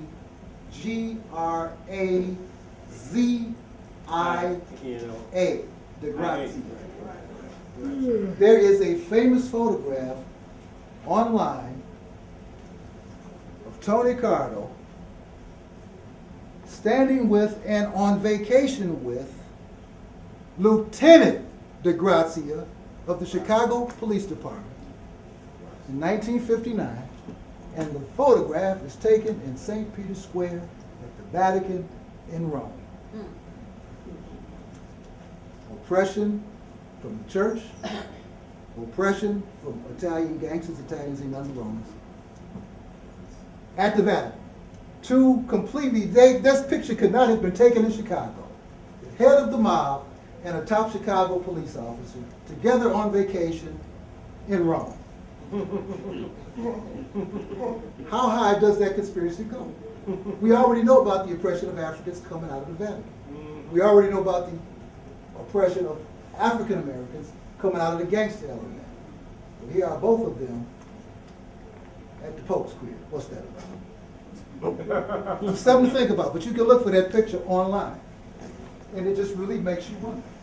But that's part of, that was part of the struggle back in the 90s and the early 90s. I mean, it was just an all-out assault on Bronzeville, man. It was ridiculous. And that is when they started, the city I'm talking about, this is when they started manipulating the TIF money and the empowerment zone money. In fact, that whole league of operators of those two offices has completely turned over 100%. It's not the same people involved anymore. But we started finding out things about the first wave of them. And it was really funny. We were at the Center for Inner City Studies one day, Ron and I and some other people. We went down here for an empowerment zone meeting. They were talking about, all this money and, how you can get it and what you can do with it and all this stuff. So the guy who was in charge of it is standing up and he's breaking down all the programs and he's showing all this stuff. But then he says something very interesting, and I got to set this up for you. Remember, all this empowerment zone action comes out of Washington, all right? But this guy from Washington, overseeing the Chicago piece of the empowerment zone money, used a phrase that set me off, and we started dismantling that whole program. He stood there and said something to the effect of, well, my boss, Mayor Daley. Whoa! Wait a minute. You are from Washington, from a Washington office, overseeing Washington money. How the hell is Mayor Daley your boss? Wow.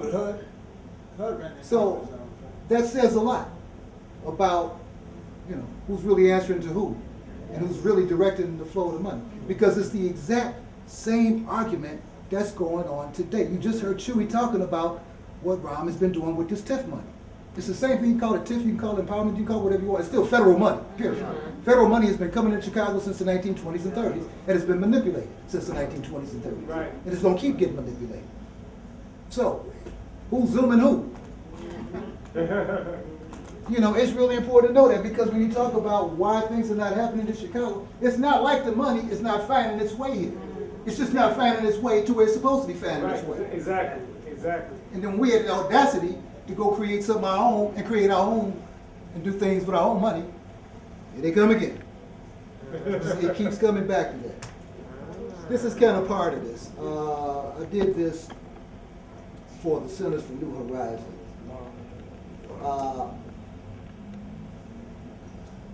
Lake Meadows, Draper and Kramer is the name I'm trying to get out of my head. Draper and Kramer, they established Lake Meadows. Tore down the old Douglas neighborhood, black neighborhood, part of Bronzeville, to make way for Lake Meadows, the so-called Great Experiment. The people that are responsible for that, their children and grandchildren, are now running Lake Meadows and the rest of the city. It's a real estate trust that has been talked about by different people over the decades in Chicago. It's what it's always been about. When Lake Meadows was being built and talked about being built, I looked at all of the architectural plans, all of the writings, everything that was associated with this, coming from the city and all the investors and everybody that had something to do with it. Keep in mind that this is happening at the precise same time that the plans are being laid out to build projects on State Street. New York Life Insurance Company kicked $18 million into that kitty on State Street. But when you look at the plans for Lake Meadows and you look at the plans for the project, it's really a trip. Lake Meadows, sprawling green, open spaces, retail, projects, no sprawling green, no open spaces, no retail. And they had the ability, they wrote it into the law that they could come back in 20 years, take it, tear it down, and do something else with it. City planning. They plan 20, 30, 50 years down the road. We're still caught up in the next week. That's our problem. We are not projecting, we're not thinking long term. They're doing long-term math on us every day of the week. That's right. All right? That's what it's about. We fought this. This was the first wave of gentrification in Chicago. The demise of the old Douglas neighborhood displaced all kind of people. Second ward alderman at the time, Bill Harvey, was the most vocal about it. You can pick him up in the newspapers, threatening the city, telling them we ain't moving to Robbins or no place else. Because that's what they were trying to do. Fast forward into the 80s and 90s, that's what they're still trying to do. It's the same thing. The only difference is the people that were doing it to our ancestors in the 30s, 40s, and 50s, their children and grandchildren are now doing it to our children and grandchildren. The cycle has got to stop. And it's only going to be stopped and broken by us, by conscious people. It's all the same. Mob preys on Negroes in the ghetto. This is from Pittsburgh. But, you know, it just shows you all these grown men standing around this table with all this change. Bags of it that's literally turning into big dollars. This is going on in all these neighborhoods, in all of these black communities, all over this country. South, north, east, west. This is how we did it. And it's what we lost and why we ain't been able to do nothing since. I've been trying to get to this United States Census graph. This peak, well, I swear to God, this peak, right about 1952, 51, 53, corresponds directly with the murder of Ted Rowe, the last policy king. Ted Rowe. Look at what happened after they took over policy. This is us. We got the hell out the neighborhood. Because other people are now running the neighborhood and it ain't us. It is really important to know this. So by the time you get here in 1980, 1990, There's a whole new gentrification plan underway. So, again, it's about the removal of one group of people, put them somewhere so we can do what we want to do with this. It's all over the place. The evidence is all over the place. Here again, it's Harold Washington and Luke Harwell trying to legalize this because especially Harold's father was a lawyer who represented a lot of policy kings back in the day. So Harold grew up in this. That's where a lot of his vocabulary came from. You know, he was hanging with some heavy cats when he was 7 and 8 years old. So by the time he got into politics, and by the time he got here, he already knew what a legal lottery was going to do. He knew that a legal lottery was going to end up everywhere serving everybody except us, the people who started it in the first place. That was part of his fight. It might have had something to do why he didn't get to finish his second term. I don't know. I won't doubt I don't know. But, you know, it's worth considering because they were serious about this. Because they know who they are. And you go back through the history. We did this Senate transcript reenactment down at the Center for Inner City Studies. I had Johnny Bulldog Drummond participated on that. An attorney, a former attorney from the Cook County State's Attorney's Office participated in this and some others. And we had a great discussion following this because one of the things about when you track the history of policy, you get to look at some very weird changes that have gone on in how the police department conducts itself in the black neighborhood. You know, it's really interesting to look at the progression of these things. This is why I keep saying all of these things are joined at the hip. Because at the end of the day, it keeps coming back to one thing, the sick obsession that Europeans have over black people. That has been going on for centuries and is still going on to this day. Growing up not knowing this story, you know, it's critical when you don't really know the story because you really missed out. Because all of this has everything to do with the politics. The politics has everything to do with the jobs. It's really, I mean, so again, we're having problems. Our people can't get jobs out here. And it has nothing to do with anything that they don't possess mentally. And it's real easy to fall into that kind of trap where you just get rejected, everybody telling you no. Well, you're overqualified. Right. What? Man, I'm trying to find a job. So it's just another way that they're telling you no. So understanding and knowing we're not trying to reinvent anything. We are just doing what we were already trained to do, what we're already possessed to do. If we can get back to just that way of thinking, you'd be amazed how fast things can change in a neighborhood. I go through neighborhoods, you know, these young brothers are really, really thirsty for somebody to talk to. Right. You know, it's really amazing. Even on some of the most simplest things that I've noticed. So we have really got to stop looking at them in the way that media is projecting them to be. Good point. Right. Very good point. You know, they're telling us to think a certain way and to look at this kid a certain way. You know, and it's unfortunate that many people, you know, look what happened with the brother in Ferguson.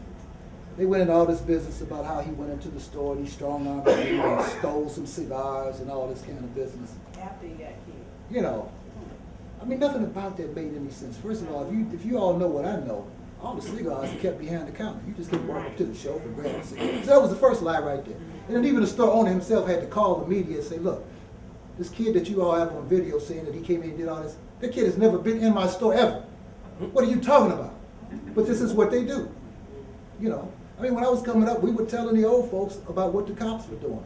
Nobody believed us. It took 30, 40 years for somebody to go out and get John Burge and put his ass in prison.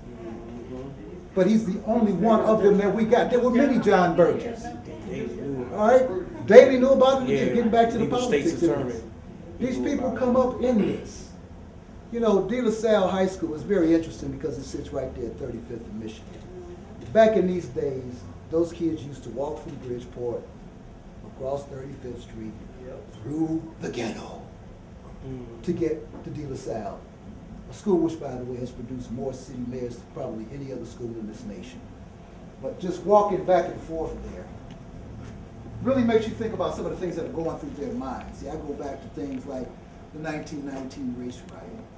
There's something about the lakefront that is just really something that white people were killed for. You know, it's just really strange. But when you think about all these things in a timeline, it just paints a picture that's hard to get away from. So, you know, I'm not being a racist or a white hater by standing up here telling you this. That's right. Okay, I mean, I didn't make the truth. The truth is what it is. That's right. I'm just telling you about it. It is what it is. All right, so, you know, it's really important because telling the truth. These are the lies that have perpetrated us into this yoke. That's right.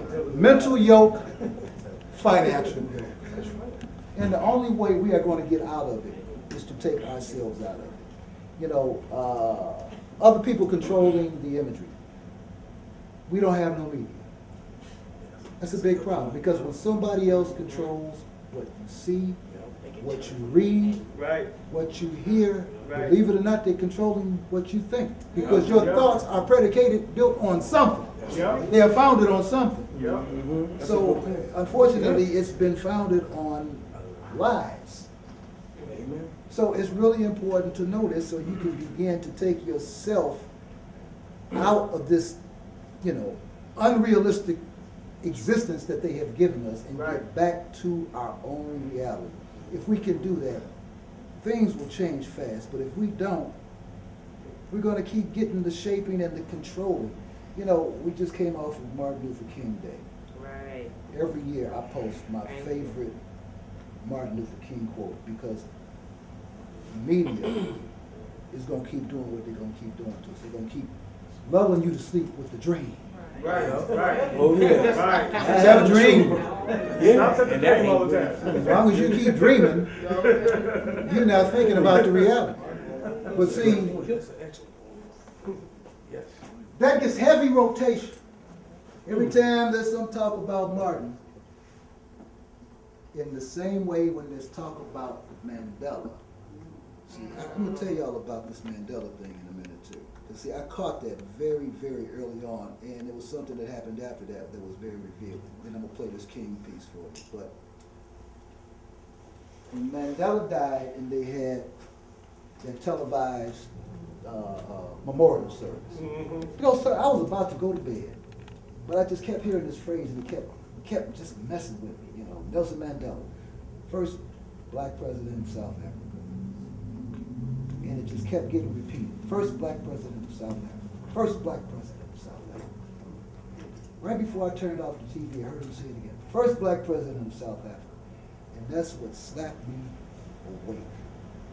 I almost went to sleep on this. I see that the corporate machinery is taking control of and reshaping the imagery of Nelson Mandela for younger generations to take that, run with it, and forget about everything else being. They want you to believe that Nelson Mandela was the first. Forget about the other black leadership in that part of the world that's been going on for centuries. It started with Nelson after he came out of the Catholic Church. That's what they want you to believe. Fuck that.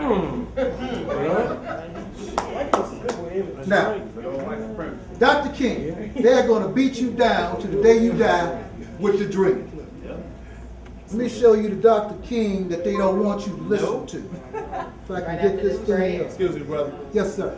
Do you want to break or you want to keep going? Or? I'll tell you what, we'll run the King clip and then we'll do the break. Okay, because it's only like just a short clip.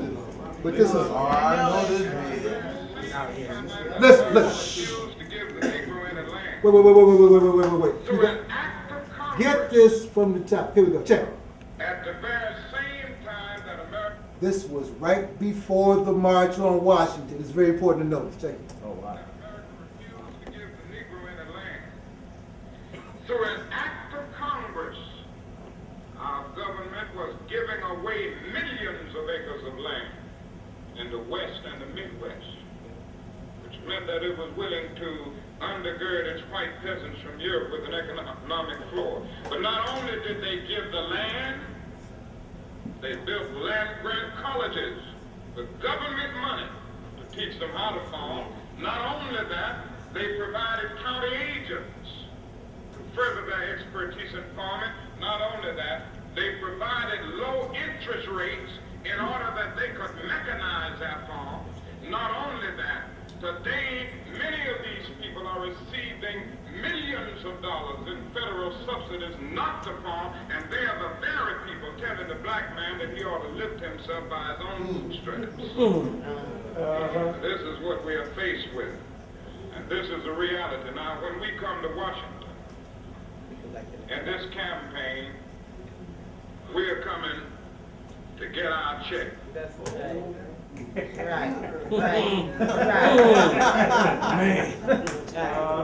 They don't want y'all listening to that Martin Luther King.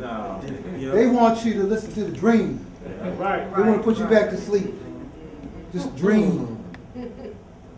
Martin was turning. What you just heard was New Testament Martin Luther King.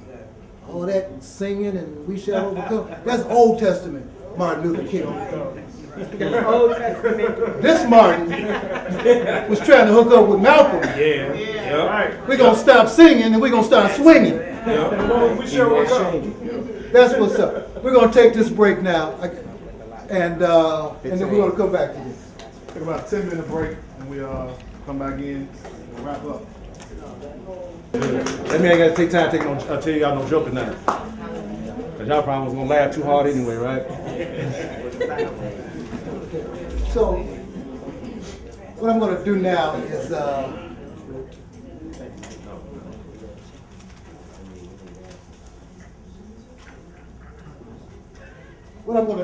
show you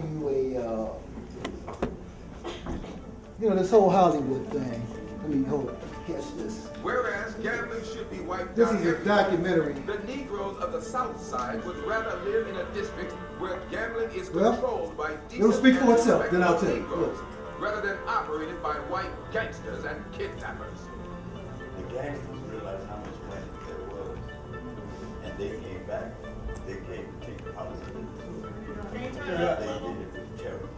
Since people are playing it extensively, we felt that it should be legalized so that the people who are foolish enough to gamble in this manner would at least have a fair chance to win when they do win. Alderman Kelly and Cross and I believe that we should now legalize the policy in numbers games, which employs 4,000 people every year, has a handle of at least $23 million, and we don't see why the government shouldn't get its 10%. The study commission in the legislature came out with a report that showed that the people who play policy are not the same people who play the lottery. The policy game, where players can bet as little as a nickel on numbers between 1 and 78 for 2 daily drawings, is an underground private lottery. The real economic impact on the black community was policy was that policy money kept a little bit of base of a cash flow within this community. But now, belongs to the state of Illinois. They're making millions.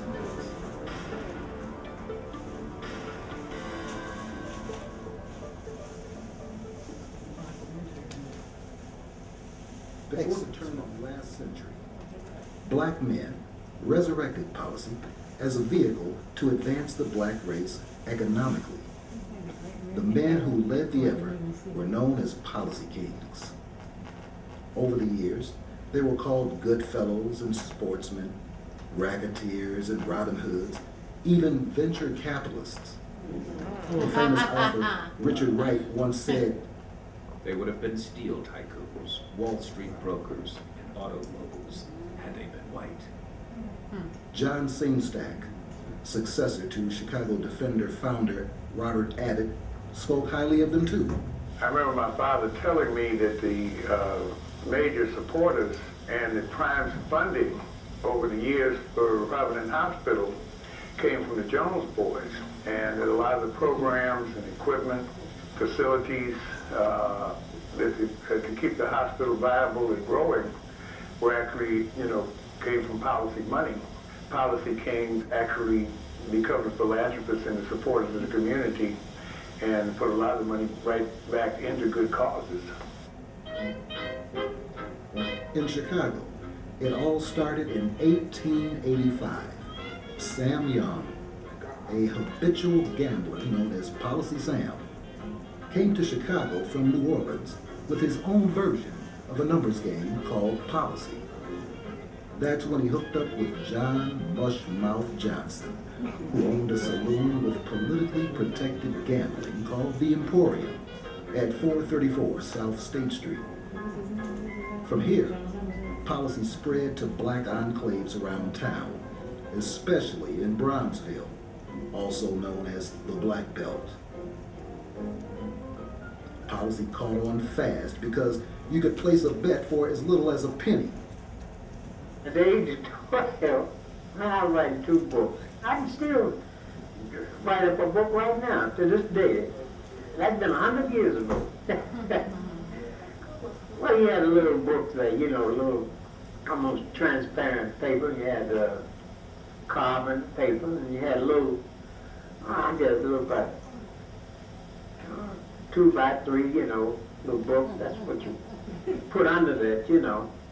And that's a copy that the people would get, you know, with the book name and the number and everything up on the top, you know, all the numbers. You had things called, people referred to it, you had 2 columns, that's a 2-legged book, they call it. And you had 1 column, that's a 1-legged book. State Representative Ed Green drafted the bill that became the Anti-Policy Law of 1905. After that, the game went underground for years, until 1915, when Big Bill Thompson was elected mayor. The 1915 election also produced Chicago's first black alderman, Oscar DePriest. The alliance of DePriest and Thompson allowed all gambling to flourish, especially policy. 2 years after the election of Thompson and DePriest, Robert Abbott of the Chicago Defender newspaper launched the Great Northern Drive, known today as the Great Black Migration. As Chicago's black population grew, so did policy. Many newcomers took jobs working in the policy business. By the summer of 1928, policy was so big that not even the cops would touch it. The man who picked your money up every day brought your money to you. Winning numbers were then printed on the spot or telephoned to printing operations. Times Square, Green Dragon, Windy City, and Clearing House. So we just print them twice a day, AM and PM. Bundled and distributed everywhere. These bundles were literally tossed out of the driver's car window like newspapers, a method known as throwing policy. I used to see the policy slips in front of people's doors, and they looked like, I always wondered what they were, because they looked like oversized groceries. They were little strips with numbers on them, you know. And the guy across the hall must have rolled the wall, you know, he'd have a slip every day. Sometimes I'd pick them up. Most of the time I'd leave them alone because I knew they was there for some reason, but I always wondered, and it was colorful, you know. They're different colors. You know, it might be yellow one day, pink or something. You know, I guess different wheels have different colors. There were other ways of distributing the numbers too. It may have started in the Defender when you know, they was cracking down on the policy boys. And Mr. Abbott used to describe the numbers in the Defender. The numbers runners sell the Pittsburgh Courier. That's how the Courier was distributed.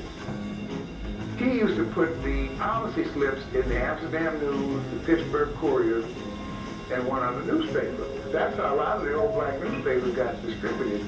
But it wasn't all smooth sailing. In 1931, renegade factions of the Capone mob tried to shake the policy kings down. So began a war for control of policy that would span 3 decades. All hell broke loose on the night of March 29th, 1931, when members of the Ralph Medea crew, strapped with machine guns, kicked in the doors of the Panama Inn, a classy speakeasy at 30th and Indiana, where all the top policy guys commiserated. The place was owned by John Wood, a business partner of the Jones brothers. By now, the policy kings were fighting the Capone mob and Chicago's new mayor, Anton Tony Cermak. elected the week after the Panama shootout. When Cermak became mayor, policy became the biggest political football in town. Policy wheels had been running full blast all summer long, with as many as 4 drawings a day, 7 days a week. When they got ready to debate, the judge, they have 1 or 2 guys to stay there to take the rep. Policy stations were popping up everywhere. They were just like currency exchanges. I mean, they had the names of the books and the thing printed on the window. There were girls behind the counter, just like you was at a regular currency exchange.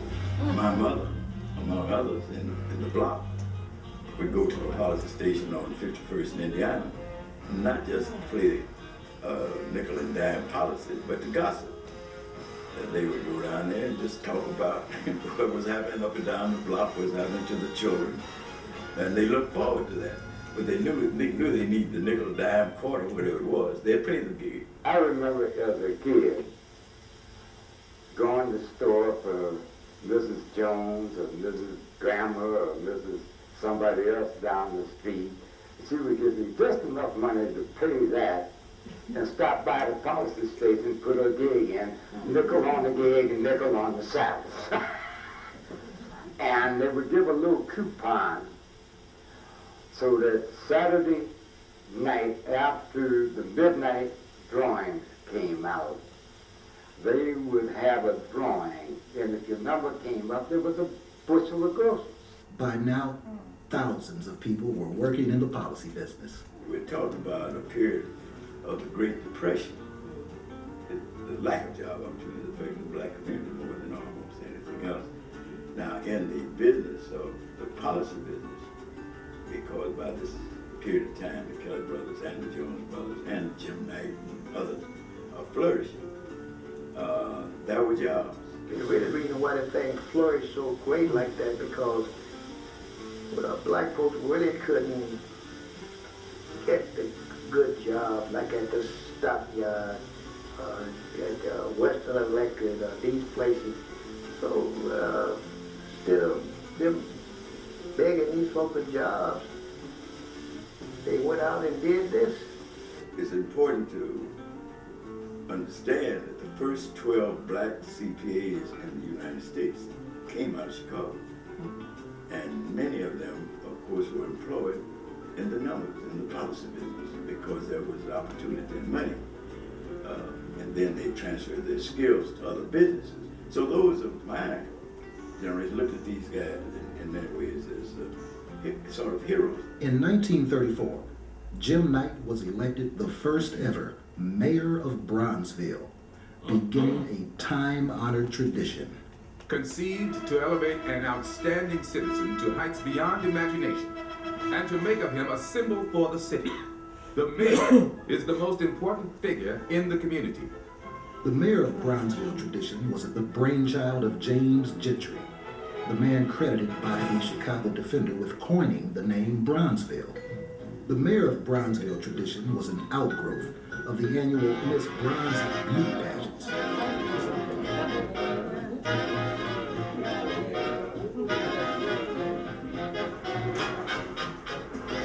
Working, nice.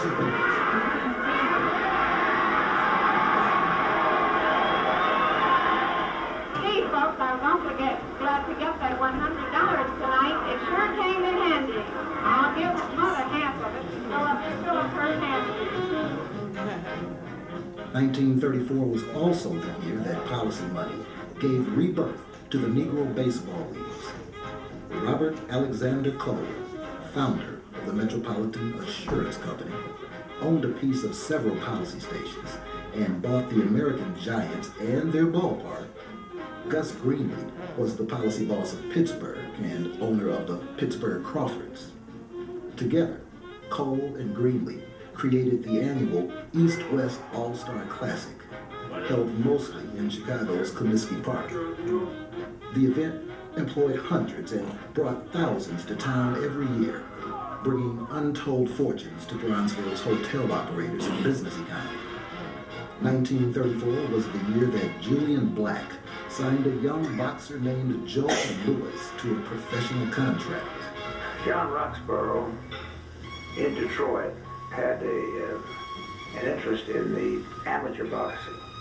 But when Joe had the Golden Gloves title, John knew that Joe would need somebody that was beyond him.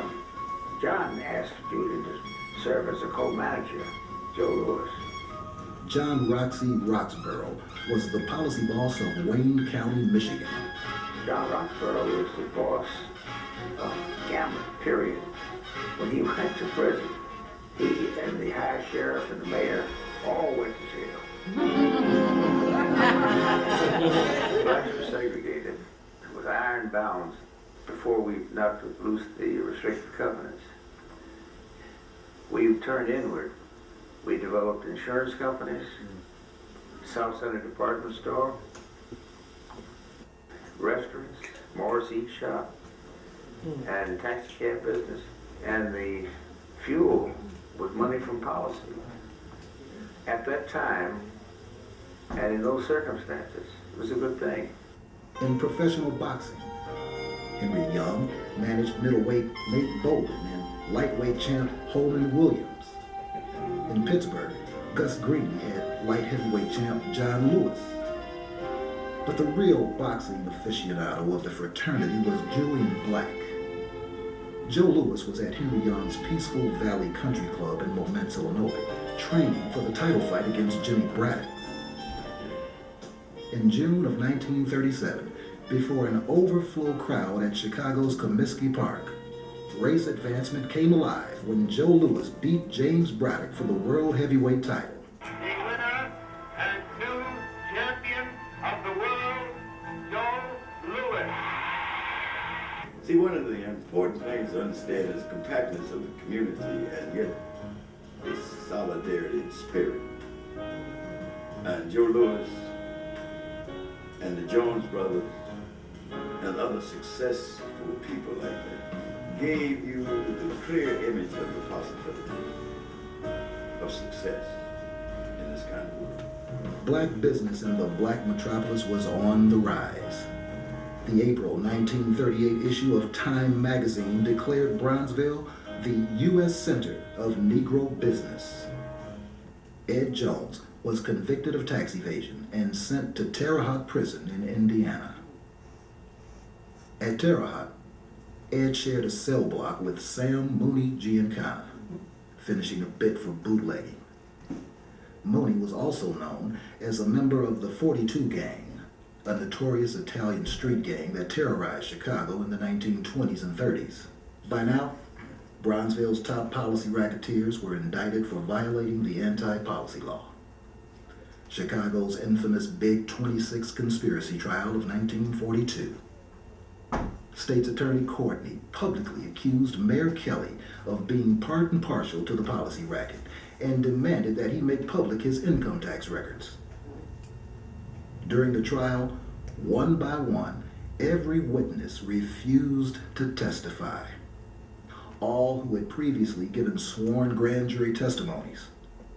Cliff Tavernier, the Policy King's longtime legal mouthpiece, was called as a prosecution witness but refused to testify on grounds of self-incrimination. But in the end, the Policy Kings beat the rap, and a new policy run stood waiting in the wings. On Saturday, May 11, 1946, the mob turned up the heat when a sedan carrying masked gunmen snatched Ed Jones out of his chauffeur-driven limo in front of 4328 South Parkway. Ted Rowe negotiated Ed's release for $250,000. For the sake of Ed's life, Ted agreed to turn over the business to the mob. After Ed's release, the Jones family left for their estate in Mexico. My friend Lucius, who, of course, his father or mother, I don't know which, was a cousin to the Jones boys, told me that they left town over the weekend and all they could grab to take with them was $14 million. This is the figure that Lucius gave me. Now, he used to go down and visit them at the Hacienda. He'd been down there a few times, or whatever it was a fort. He told me about the machine gun armed guards. By 1947, The original Big 12 policy syndicate was no more. Growing up on the west side of Chicago, sometimes I would see Caucasians beating a black man on Lake Street. I didn't know it was all about policy. And my mother would say, boy, leave that alone, that's none of your business. And it was all about, I was come to find out when I got older, it was about policy. By the time a truce was called, the United States Senate was in town. Seconds after walking out of the hearing room, Ed Jones and Ted Rowe were arrested, charged, and indicted for conspiracy to operate policy by the new state's attorney, John Boyle. Cliff Davis was indicted along with Jones and Rowe. But the Policy King's defense team, Joe Clayton and Eugene Wood, came up with evidence that linked the prosecutors to the mob. Ed Jones, Ted Rowe, and Cliff Davis were acquitted. The mob called a truce until one August night. It was and remains one of the most pivotal gangland murders in American history. The murder of Ted Rowe marked the end of policy's golden days. Some say Brownsville died that night too. The mob took over 95% of policy and carved up the neighborhood. The once U.S. center of Negro business began to wane. Black flight among the affluent set in, and suddenly the neighborhood wasn't the same anymore. Seeing how cohesive and viable Brownsville was based on what the Policy Kings did. I mean, they opened stores, department stores, all these different things. That policy money kept a little bit of base of a cash flow within this community. Blacks began to spend their money outside of Brownsville. So we here just like a guest in this country. You see what I'm saying? I remember the time back, black used to have gas stations, had grocery stores. Can't name you one. There's a trickle-down effect here that destroyed the black community. So again, we weren't able to get the loans to open up the businesses we might have wanted to open up, whereas back when we had the policy, man, we was able to do those kind of things. Black people couldn't get no money from no banks. The only bank they could get some money from was a policy bank. All right, they go to one of these here First National banks or whatever. They give them some money to buy them a car, but they won't give them no money like they won't do today. They won't give you no money to start no business. Everybody else come to this country, get the stores. Arabs got every store in our neighborhood, every gas station. I don't see black folk with really nothing. But the removal of the iron bounds of Jim Crow, we moved out residentially, we being the black people, and then we went downtown, and that's the death knell of the business. In 1974, after decades of corrupted politics, policing, and gang warfare, state legislators took the policy racket away from the mob and renamed it the Illinois State Lottery. Be the lottery today. Play those lucky tickets our way. You could win $1 million. That's right, we said $1 million. Be the lottery today. It doesn't cost a lot to play. As little as 50 cents a day. Spend it just for fun. You could be the one. Be the lottery today. Take a chance and buy a few. What have you got to lose? If you dream of winning, you could win $1 million. Oh, good luck. Come on, good luck. It's all luck. Be the lottery today. It only takes one to hit it big. Illinois state representatives Lewis Caldwell, Harold Washington, Ike Sims, and others led an unsuccessful effort to legalize policy, resulting in the Illinois House Study on Policy.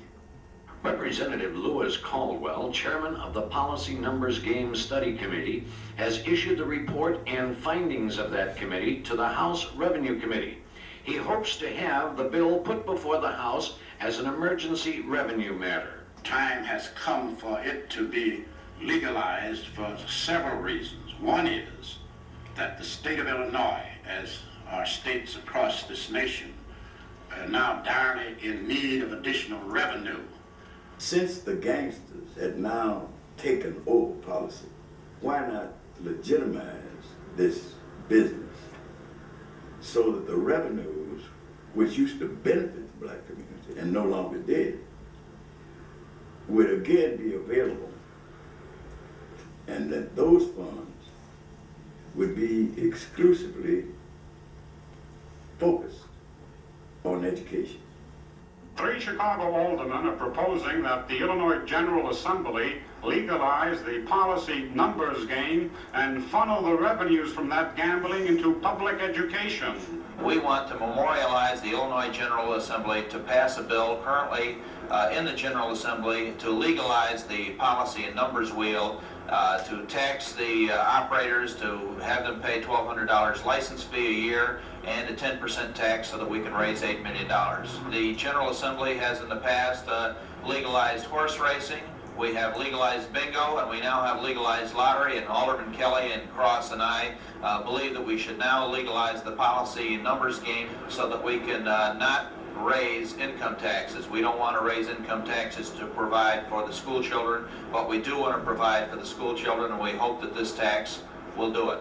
Policy exists and has existed on the South Side for many, many years. The police spend an inordinate amount of money to try to break up policy wheels. They admit that they're not doing a good job in doing so.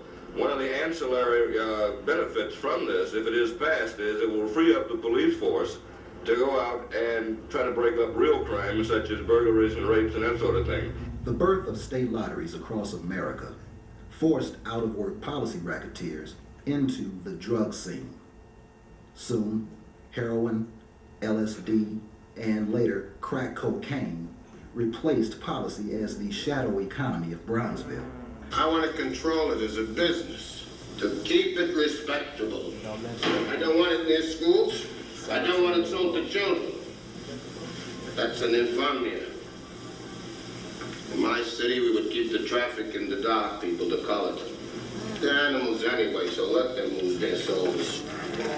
Hey, Jimmy. There you go. You know all the Lucas, right? Yeah, I've heard of it. Got them lotteries all over now, Baldy. Starting here too. Maybe next year. Yeah, Jimmy. See a lot of our old customers getting that new people across the state lines buying those lotto tickets. Thank you. I mean, what do anybody want them damn lottery tickets, man? What else, young blood? Money. Oh, no, man, it ain't the money. It's the high. You know, the big fat floating what if? And dig, man, it's way more profitable, man. Nobody ever wins, so you never pay out. But a $2 bet is cheaper than a $20 bag. Yeah, I can dig that, man, but I'm not talking horse, you know, I'm talking a $5 kick in the head. That's a quick ticket to heaven, man. And fools keep coming back, huh? Those fools, they're my people. I can dig that, man, but it ain't no thing, man. It's just a poor man's freebase. Check it out.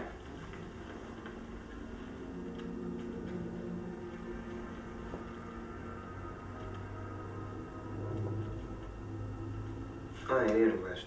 And if you don't sell it, don't sell it around here. Man, here, just try it, man. I ain't saying no thing. That's cool, I'm copacetic. But it's like this here, man. It's a wave coming, man. A big-ass Krakatoa east of Java wave. Now, either you're gonna be on top, up here in chocolate heaven, or you're gonna get caught up in the muddy undertow. And that's real. At one time, drugs trickled through the mafia to a few people in the community who were handpicked. Okay. There was talk about, you know, with this gangster thing and the Stones and these large organized gangs about controlling the drugs and writing and all this when I was coming up. See, as far as I'm concerned, they deliberately gave them all that money Debbie Clement Stone, the Congress, I think, gave the Blackstone Rangers some money, and the Vice Lords, they put that money on them gangs. They knew what they were going to do. Well, the policy was in it fine. We didn't kill nobody. I don't know if we've ever, you can't get back to that, but to some degree of some kind of self-support into the future.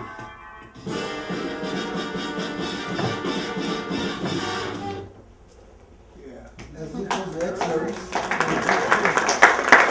one day we're going to finish this, a lot more detail. This was actually supposed to happen with Channel 11, but Bob Hercules, the guy who produced Barack Obama's documentary in Africa, told me something very interesting. We started this at his studio. He said, you know what?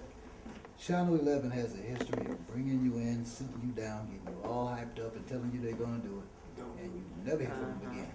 And that is exactly what happened. But that's what happens whether we're talking about public television. Another right that we are not exercising. The public owns public television. That's right. Not the idiots down there who are paying themselves $200,000 and $300,000 a year salaries. All right? So it's no different. Until we get control of the situation, we're going to keep getting more of the same. There is no reason that you should not be able to turn on Channel 11 in Chicago and see more black programming than you do. Some of the shows that they have. But the only time that Channel 11 in Chicago ever tried to do right, and they still didn't do right. Do you all remember a show called Bird of the Iron Feather? You all do? Okay. Yes. Bird of the Iron Feather was the very first dramatic television show produced by black folks. And some of the people connected with that, you had Harold Okoro Johnson, who went to New York and Boston to train and be certified to come back to Chicago so he could direct and produce, and they tried to push him somewhere else. Bird of the Iron Feather is based on, okay, this is a lot of stuff I gotta shorten up. Buzz Palmer is the actual founder of the Afro-American Police League. His diaries are what Bird of the Iron Feather was based on. Soundtrack was by Oscar Brown Jr. Real heavy stuff. And it was financed by the Ford Foundation with this grant. So many millions of dollars that got completely ripped off by Channel 11. They were supposed to produce something like 60 or 70 shows. They only ended up producing a handful of shows because all the money just evaporated, right? Because see, the racket to this thing is that, if you go to them and you got this great idea for a documentary or whatever, they'll pay you to go away, and then they'll go out and get all this huge grant money so they can pay all of this exorbitant money to their cameramen, their producers, their this, their that, and black folks are completely shut out. That had been the racket for a long time. So much, in fact, by the time that Bird of the Iron Feather landed at Channel 11, pissed off a lot of people, including Jeff Fort, who took the Blackstone Rangers to Channel 11 and shut it down.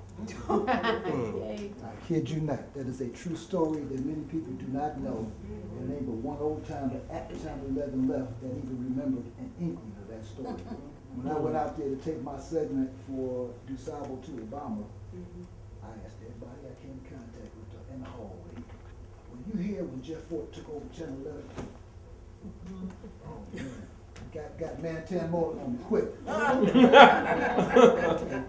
people don't remember this, because that's what it took to get any kind of parody out of Channel 11. It took Jeff Fort to go up here and run some muscle at him. I mean, he took over the line, man, shut the doors, man, kicked the receptionist off the thing, took over the telephone. Channel 11, this is Jeff Fort. I mean, it was crazy. Well, they kept Doc off the debate Monday. That was jive. That was totally jive. Say that again. They kept Doc off off the debate. It does not matter if you like or hate Doc Walls. He is a legitimate candidate. His name is on the ballot, and he deserves the opportunity to sit on that panel. Because when he does it, we are the ones that are being ripped off. The populace, the public has a right to hear from all candidates. Channel 11 does not get to make that decision. We cannot continue to allow them to make those decisions. Okay? You all are in the media business. You are not running no elections, so don't try to run no election. I'm going to vote for who I vote for. But see, when they do that, those are the marginalizing games that they do to help reshape your way of thinking. You know, I used to use this analogy around situations like that. When you get Uncle Joe comes home and mom's in the kitchen and she's tired and got the grandkids downstairs, but she wants to go lay down for a while and says, you're down in the basement watching TV. Take this big bag of popcorn downstairs and give it to the kids. She goes off to the bedroom. Uncle Joe gets out a little small bowl and pours a little popcorn in there. Leaves the big bag over here, takes the little bowl of popcorn downstairs with the kids. Kids think he's the hero because he brought them popcorn. But he got the rest of the popcorn going across the street to Just Green to watch the game. So what you don't know hurts you every day you don't know it. That's right. You just don't know it. So when other people are keeping your history from you, it's no telling what kind of damage is being done. So again, this is why it's chiefly important to know all of these various histories and how they connect. Because at the end of the day, the buck stops at the same place. The manipulation of the church, the manipulation of the politics, and all the manipulation goes on because you don't know any better. And we ain't gonna tell you. They've been running that game for centuries, and they're gonna keep running that game until we get quickly educated about it and put a stop to it. It's not even about putting a stop to it. It's about changing our direction. That's one of the great success factors of the mob anywhere. The mob ain't never been concerned with who the mayor is or who the governor is. They're gonna do what they're gonna do. We got to get to some kind of place like that. That's right. All that other stuff is irrelevant. It's about us, it's about our people, it's about our plight, it's about our future, and it ain't gonna be one. And they're working hard every day. You know, I'm gonna tell you something, one of the greatest things that I've seen happen in the last few years was a small thing, but it was very symbolic. A lot of people got bent out of shape when LeBron James left Cleveland to go to Miami.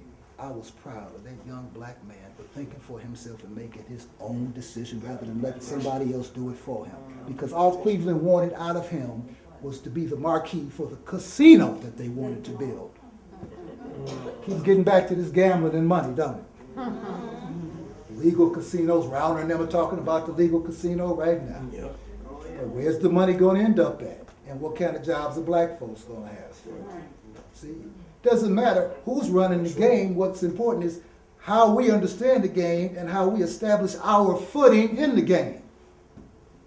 Enough to take the game back. Contracts and jobs. That's right. Contracts, ownership, infrastructure, long-term continuity. That's what it's about. Long-term planning, long-term math. They're killing us with long-term math. The biggest part of the housing crisis or economic crisis of 2008 had to do with the housing. You know, let me tell you something. In 1990, my older sister and her husband bought into a brand new development in Richton Park. Now, back in those days, and probably still these days, I hate the suburbs. I'm a city boy, plain and simple. And my mother would always try to drag me out here, and so I wouldn't have it. But one day she just got on my nerves, so I said, okay, I'll go. So we hit Sister Road, we're driving out. I hadn't been into the south suburbs in years. And everywhere I looked to the left, everywhere I looked to the right, proceeding south on Cicero, there were entire new neighborhoods going up. Not just no couple of few houses. We talking about entire neighborhoods with real upscale housing. After 2 miles of this, I turned to my mother and said, who's moving out here? Where's these people coming? What's going on out here? I couldn't understand it. And she couldn't either. But then fast forward in 2008, we come to understand it. It was all a setup. From the adjustable rate mortgage, all that business, it was a complete setup. Because they did the long-term math on all the people that were buying these houses. The people buying the houses were not doing the long-term math. The long-term math was factoring in balloon payments. But the people buying houses cared about one thing only. How much is the monthly payment? Oh, I can make that. Not thinking long-term. And that's what hung up all of these people. And it was a complete setup because all of the people involved in it, from the financial end, from the banking, from the insurance, they were all in bed together. It was a complete setup. It was a complete setup. It comes back to that math. That's one of the great Achilles heels of African Americans. The math and the science, the thing that we started in the first place and that they stole from us. Now, we don't even know how to do it. That's right. Mm-hmm. So, you know, the whole history thing is important. And the biggest, most important part of that, people, you got to read stuff. You got to turn off the TV. You got to, brothers, we watched every single damn game on every single damn channel, every single chance we get. How much productive time that is that we was just being tricked off. I love basketball too, but you know what? In all of my years of loving basketball, funny thing, Michael Jordan never sent me 50 cents on any bill I ever had. So I decided a long time ago I was going to stop watching millionaires make their money and figure out how to make my own. This is what we got to get back to. We have got to stop taking all these little doggy treats and pinatas and stuff that they dangling in front of us because it's all designed to keep your mind off the prize. It's designed to turn your mind into mashed potatoes. One of the brothers in the documentary series, Hidden Colors, talks about, who was it that said when they arrived, we had the land and they had the Bible. And we prayed with them and we opened our eyes. They had the land and we had the Bible. And they've been running that game ever since. It's the same game. Sometimes the faces change, sometimes the name changed. They'll rename some stuff in a minute. That's what they do. But it's the same game. It's coming out of the same playbook. They've been doing it because it works. And we tend to be a little gullible to it, a little bit too malleable and fall into these traps. So you got to turn off the box and start reading the stuff that you keep telling yourself you're going to read, but never get around to. Even if you take it a little bit at a time, it's a necessity. Because what you don't know absolutely hurts you every day of your life. You don't know it. Other people are running your life, and you don't even know that. Accepting everything that they put before us is killing us. Children have no belief in anything. Anything. It's incredible. But I still see signs of them wanting. They just don't know how. Tell you a true story happened to me a few years ago. Neighborhood I was living in. Every time I'd get off the bus and hit the block, the same group of guys, 16, 17, hanging out on the porch, drinking, smoking weed, all that. When I go by, I would always speak to them, and they would always speak to me. It was always cool. One particular day, I was about to light a cigarette, could not find a light. I just so happened upon one of these young brothers. He was about 16. I asked him if he had a light. He said, yeah. Put his phone in one hand and fished out his lighter. His phone looked like something out of a teen magazine, glittery and pink and all this. I said, what you doing with this phone, man? Oh man, I got to have a phone, man. I said, brother, get you a player's phone. Don't be running around with nothing like that, man. Come on, now. 2 weeks later, I'm coming to the crib, and they all sitting up there getting high and drinking. And they spoke to me, hey, Pops. Got 2 doors away, a voice said, hey, Pops. I stopped and turned around. I got me a new phone. It occurred to me that boy was looking for me to tell me that. So it's in them. They just don't know how to express it. And we're so caught up in other things, we don't even know how to listen to them. You know, but that's really, really got to stop because it is killing us and it is the design of other people that we are playing out for them. The Klan ain't got to roll up in here. We're doing all the work for them. Say that. Yep. Yep. You know, so it's important to know the history, to make sure your kids, especially your boys, make sure that they understand this history because they are doing the work for our oppressors.